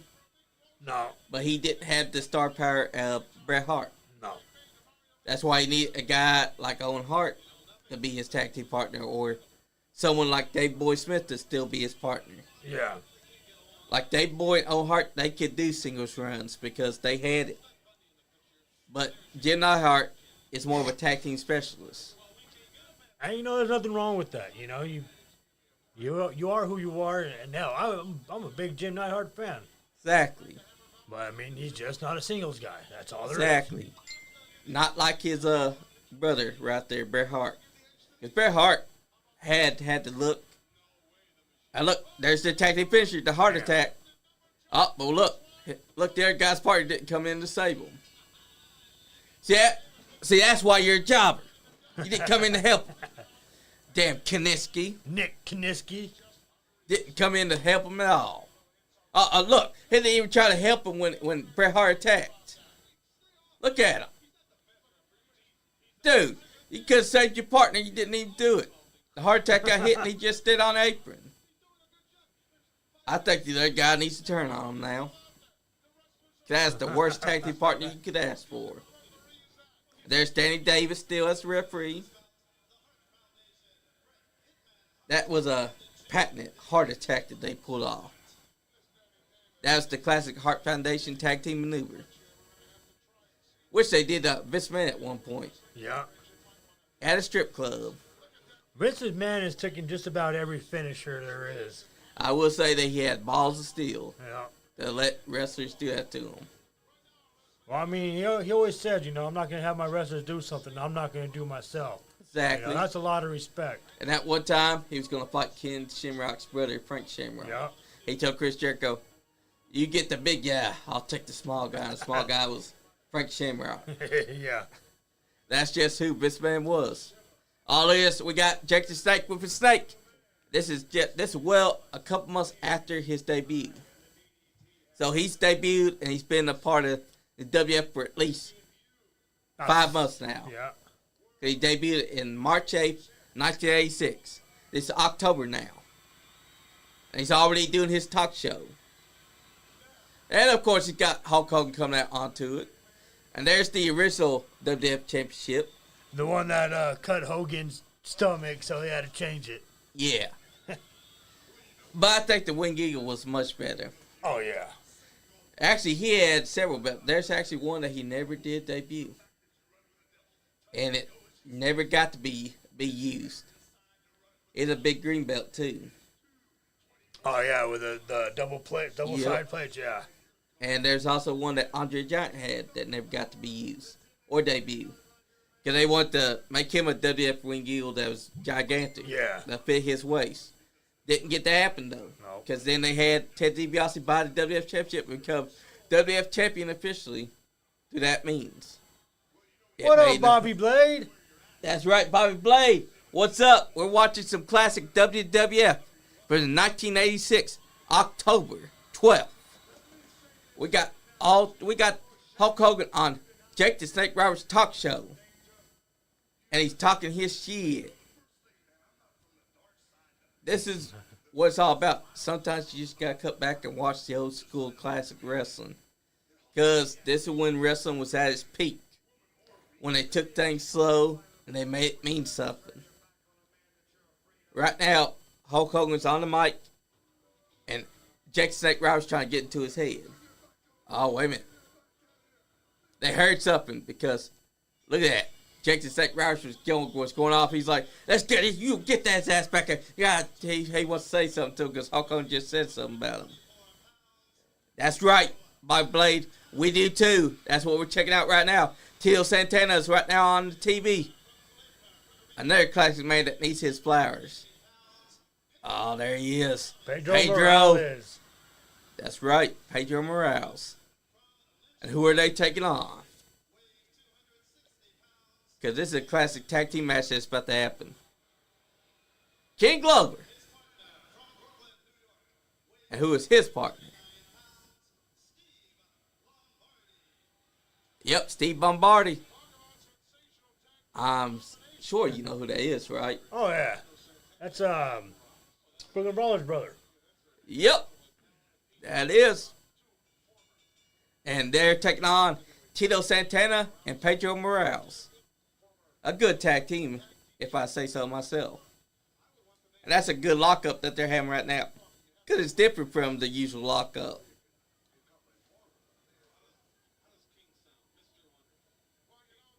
Hey now, Marty Clay. Oh, I got you, Clay. No, you were talking smack on Clay? Hey. You were talking smack on What Clay. do you got? Stan Sierra inside the studio. I don't care who's in the studio, man. Hey, Stan Sierra punched me before. I was trying to avoid that punch. Marty Clay knows that I like him. You know what, Marty? Normally I would, but since it's his birthday week, I'm going to hold off on the slaps, all right? Also, that's your birthday present. I'm not going to slap you. Also, Stan Sierra doesn't know that Marty Clay has his number anyways. Stan Sierra's too busy sitting here being cocky and confident that he's going to beat Marty Clay again. That he doesn't realize that Marty Clay's got yet another secret that he's waiting to use on him. I mean, he already showed us the dead man's curve off the top rope. Yeah. Is effective. And you know what? Stan's been sitting here saying that Marty Clay's a high-flying guy that's obsessed with it. But the one that talks the major shit about Marty is Andy. Because that's Stan's number one fan. I had to do what the boss asked. The boss asked me to put over Stan huge. Stan's gonna lose. He don't even know it. And Marty Clay's the real AEMW champion. All I'm saying is Stan cheat. Now, which one are you going to say is the true winner? It ain't Stan. I'm a big Marty fan. Same. Okay, me and my son both are big Marty fans. I don't know too much about Stan Sierra, but he's a champion for a reason. Well, he cheats. Does he get the win? Does he get his hand raised? Does he walk home with the title? Yes. But he's got that weapon. I understand. If he didn't have that weapon inside the War Games match, Marty Clay would have had the win. Because Marty Clay hit the dead man's curve and he pinned AJ Alexander. But before that 3 could hit, Stan gets up with the bat, hits the guy that was on top, and then busts Marty Clay open. And then he didn't even try to pin Marty Clay himself. He's scared to pin Marty Clay. What does that tell you about the world champion? I think that's good. I'm not fighting you on this. He might be a coward. He might be. I'm not. Like I said, I don't know too much about him, but I know he gets his hand raised at the end of the night and he goes home with that belt. Yeah. Now I do hope Marty Clay takes it from him, like he said right there. He has held the title before. He said right there he's gonna take the title back from him. And Marty, I hope you do. I believe in you. He is going to take the. I mean, he has held that title before. Stan called it a fluke, but who do you think held the title before Stan? Well, It's Marty Clay. And Stan can try to say John Noble got Marty to win all he wants, but Marty Clay won fair and square. And every time Marty Clay's met inside the ring with Stan, Stan's had to cheat to keep the title. That's why he decided. Well, that's why he teamed up with Kyle Maggart. Kyle Maggart's also a scaredy cat. He teamed up with Stan Sierra because he knows that if Marty Clay has a fair chance at both of them, Marty Clay's going to be the champion. You know what happened? Stan's always got that bat. Always got to have that bat or he's got someone inside his corner. Well, I mean, that just has Marty's going to have to be double quick and have eyes in the back of his head, and he's got to know that weapon's coming. Exactly. I mean... And you know what happened at that War Games match? Stan, like a coward, hit up there inside the corner while Marty Clay was dealing with AJ Alexander. He took AJ Alexander off the rope, onto the mat, and what did Stan do? Stan waited for that moment to get up after he'd been cowering for so long inside that corner and take the bat down on the Marty Clay's head. That just shows you what a world champion looks like. He's a coward. I'm not disputing that fact. And then I'm not disputing that fact. And then when he's here at the studio, he sounds confident about what he's going to do. But he forgets that Marty Clay held the title first. He forgets that the only reason why he's champion is because he's got that bat. And when he's confronted with certain things that tell him that Marty Clay will pull out the win, Stan's quick to go, oh yeah, well who's the one holding the championship? I mean, well, yeah, at the end of the day, I mean, yeah, who's the one holding the championship? That means, Marty's just going to have to train double hard, put in extra work, and just know that bat's coming and, be ready for it. I think Marty Clay should hit him with the avalanche dead man's curve, like he did AJ Alexander. I'd love to see it. I would too, because this time without a cage. Because that's a hell of a move. Hell yeah, it is. Stan Sierra is lucky that he had Kyle Maggart to help him out. Because Kyle Maggart's the only reason why Stan's still champion. As also, a matter of fact, Chris Crow's also the only reason why Stan Sierra is champion. And Eric Porter. And whoever else they could think of to bring in on their side. It all depends on what next Stan's going to do. Like Stan sits right where you're at. And he's so confident they can beat Marty Clay. But the only thing they can say cost Marty Clay to win is that Marty goes up to the top rope a lot. But he can't dispute what Marty Clay's done to him when they're on the mat. Right. So, All I'm saying to the stance here is, until you can outmatch Marty Clay on the mat, how about you put your money where your mouth is? But he's got Andy inside his corner. Like always. That's the reason why Andy's got his shirt too. Last AMW show that we went to, Andy was all for staying. He's talking worse shit about Marty Clay. All while Marty Clay was taking on a stand for the championship. He's the reason why Marty Clay lost. Because he's talking so loud that Marty Clay got distracted. Man. Oh, look at that. Yeah, you know who that is with the head. That's Abdullah the Butcher. No, that's not Abdullah. Oh, it's not? No. Dang, his forehead. Yeah. He's got a forehead like Abdullah, but no, that's... Is that one of the Wild Simones?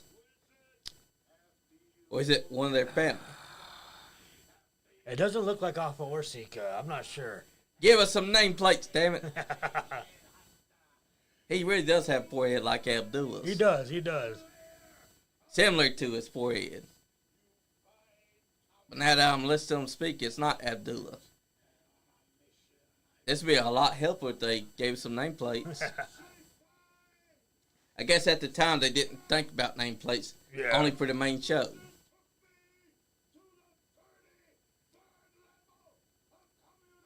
But look at that. Yeah, that's definitely one of their family though. Oh yeah. Cause he ain't cutting no promo. He's just staring wild eye. That's definitely one of their family members though. Yeah.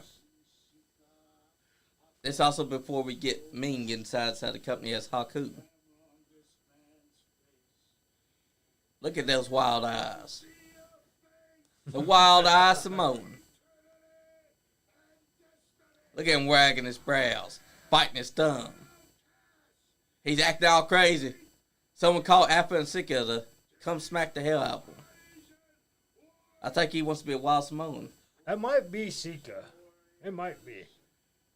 It might be because I remember them doing things like that. But I can't remember their manager's name. No.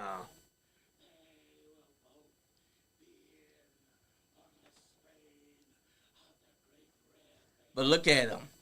That's classic Wild Samoan acting. Yeah, it is.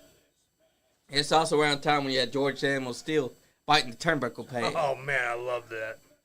I love the green tongue. I love all that. That was the classic times, too. Look at that. We go commercial and we're back. Who next are we dealing with?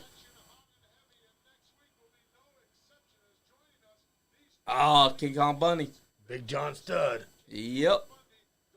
Studd was no slouch either. Nah. Hillbilly Jim. That was my man growing up. When I was a little Still kid. alive. Yep. Last time we saw him, he was at the Converter Super Show. Nice. And they did the hillbilly dance with Terry England. Oh, Porndorf. The Birdman, Coco. Yep. Classic wrestling. And she was a beautiful woman, Miss Elizabeth was. Oh, yes, sir. Oh, look at that. Trying to slap him awake. Oh, these are highlights. Yep. Highlights from the matches that's already happened tonight. That was a nice drop kick, though. Jake the Snake Roberts didn't take too kindly to Hulk Hogan's posing.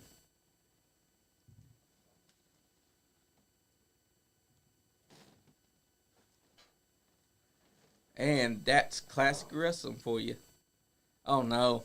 Hulk Hogan is butt buddy. The British Beefcake. The Booty Man. Yep, who he now has real life beef with. Oh, Kamala versus George Samuel Steele. This is classic. The Guardian Giant versus the Animal. This took place about 1986 as well. Yep. November 24th. Yep, this is all before WrestleMania 3. Oh, he got him scared. Kamala's handler's up on the ropes. The funny thing is that George Samuel Steele was actually a teacher. Yep. Very educated, but he was also a damn good actor, too. Oh, yeah, he did a couple of movies, too, with Marilyn Monroe. Yep. Look at Kamala. And look, they've not even thrown a punch yet, and the fans are behind it. Yeah. That's what you call storytelling. They've done a lot to establish these two as their characters. And now, the attack happens. George is on the run. Headbutt. Oh, he went outside where he started saying, no, you don't know that to me.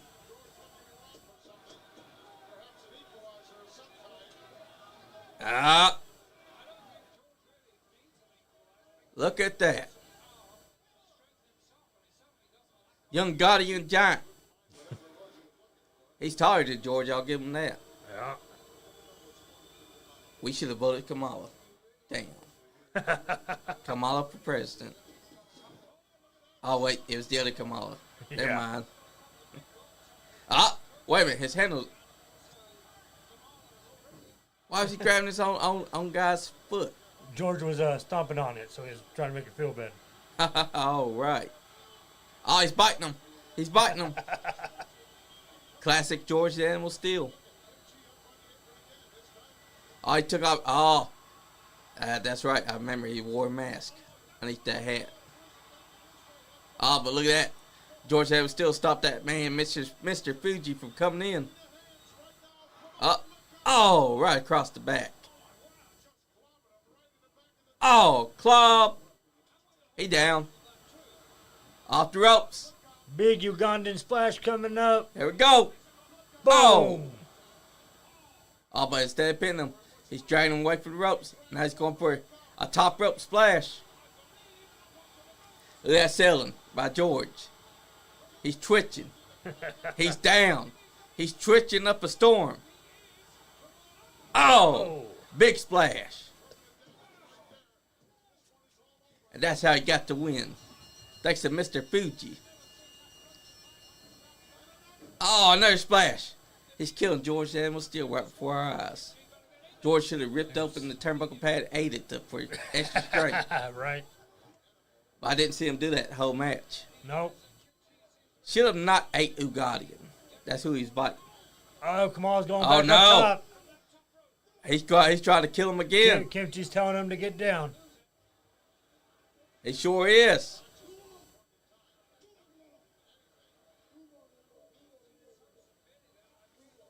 Oh, he's patting his head. I will say this about Kamal, though.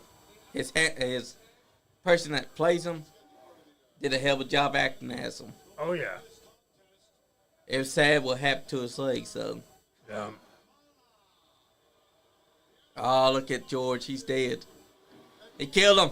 Yeah, he took three big old splashes, man. They bring out the stretcher. That's back when they treated it like a threat. Going up top. Off the top rope.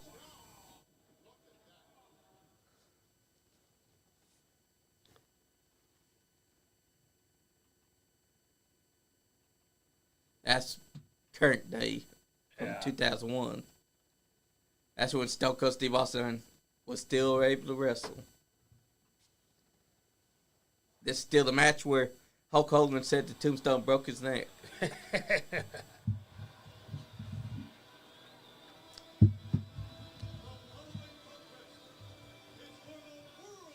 We've been on here 2 hours, brother. That's it? Yep. Man, time flies when you're having fun. Sure does. Man, Undertaker was something else back then. Sure was. Still my favorite wrestler. Oh, yeah, always has been. Definitely. Oh, look at that.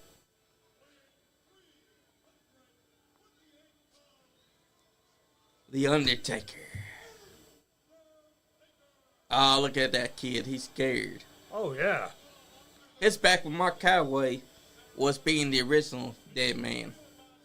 Because he wasn't Dead Man yet. He was just the original Mortician. It wouldn't be until Yokozuna and the men and them put him inside a casket. 1994's Royal Rumble. That they killed him. Yep. Then he ascended. And then SummerSlam 1994 is when the Undead Undertaker finally came back with the purple gloves. Yep. That's my favorite Undertaker. Yeah. That's when he completely looked undead. Purple underneath the eyes. Yeah. Skin all pale. Hair in front of the face.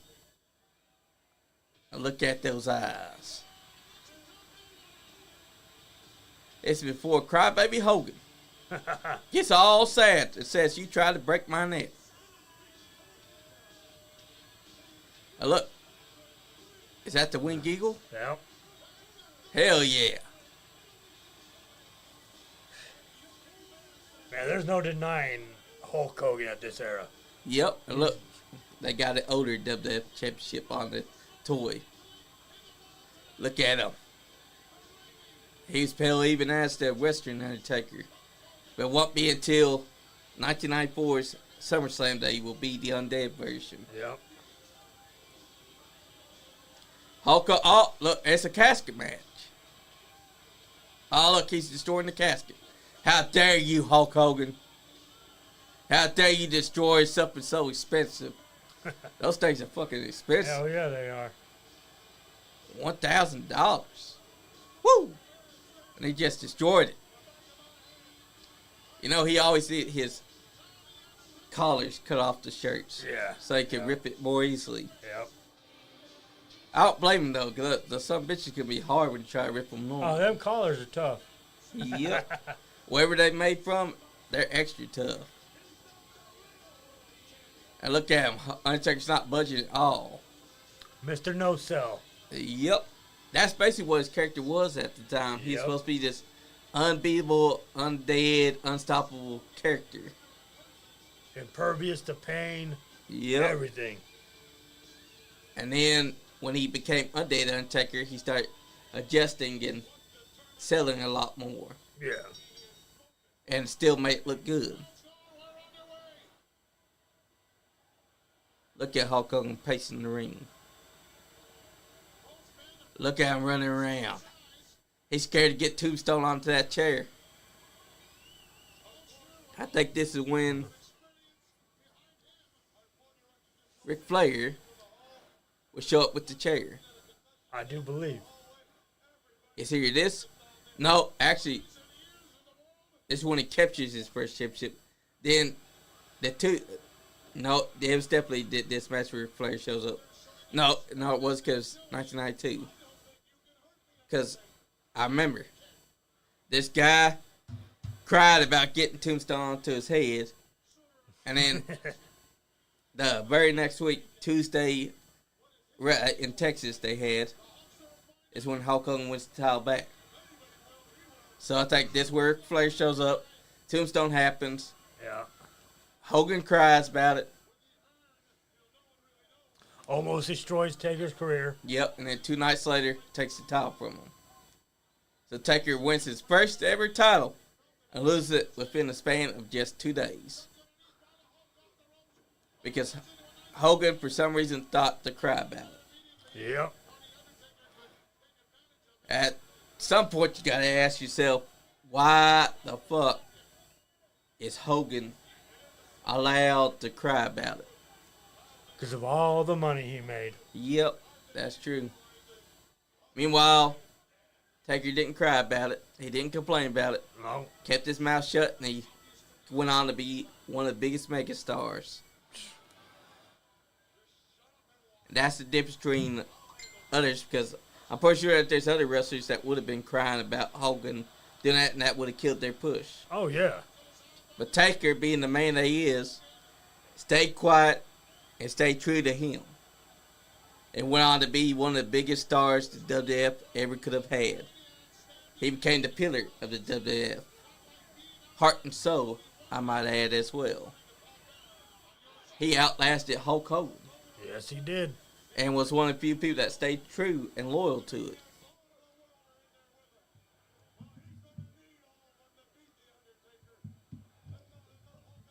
But this is also when Undertaker wins his first title.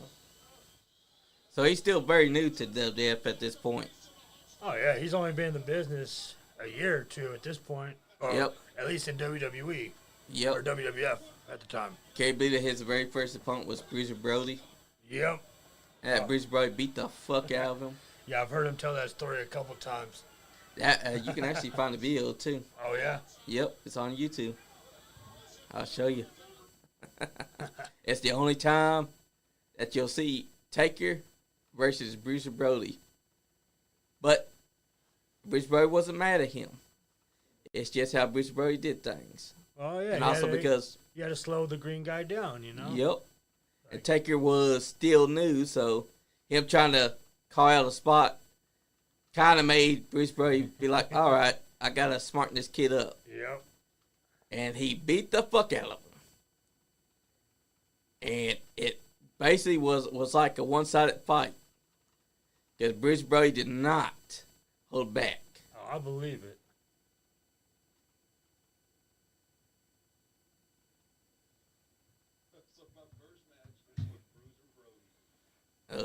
Not that one.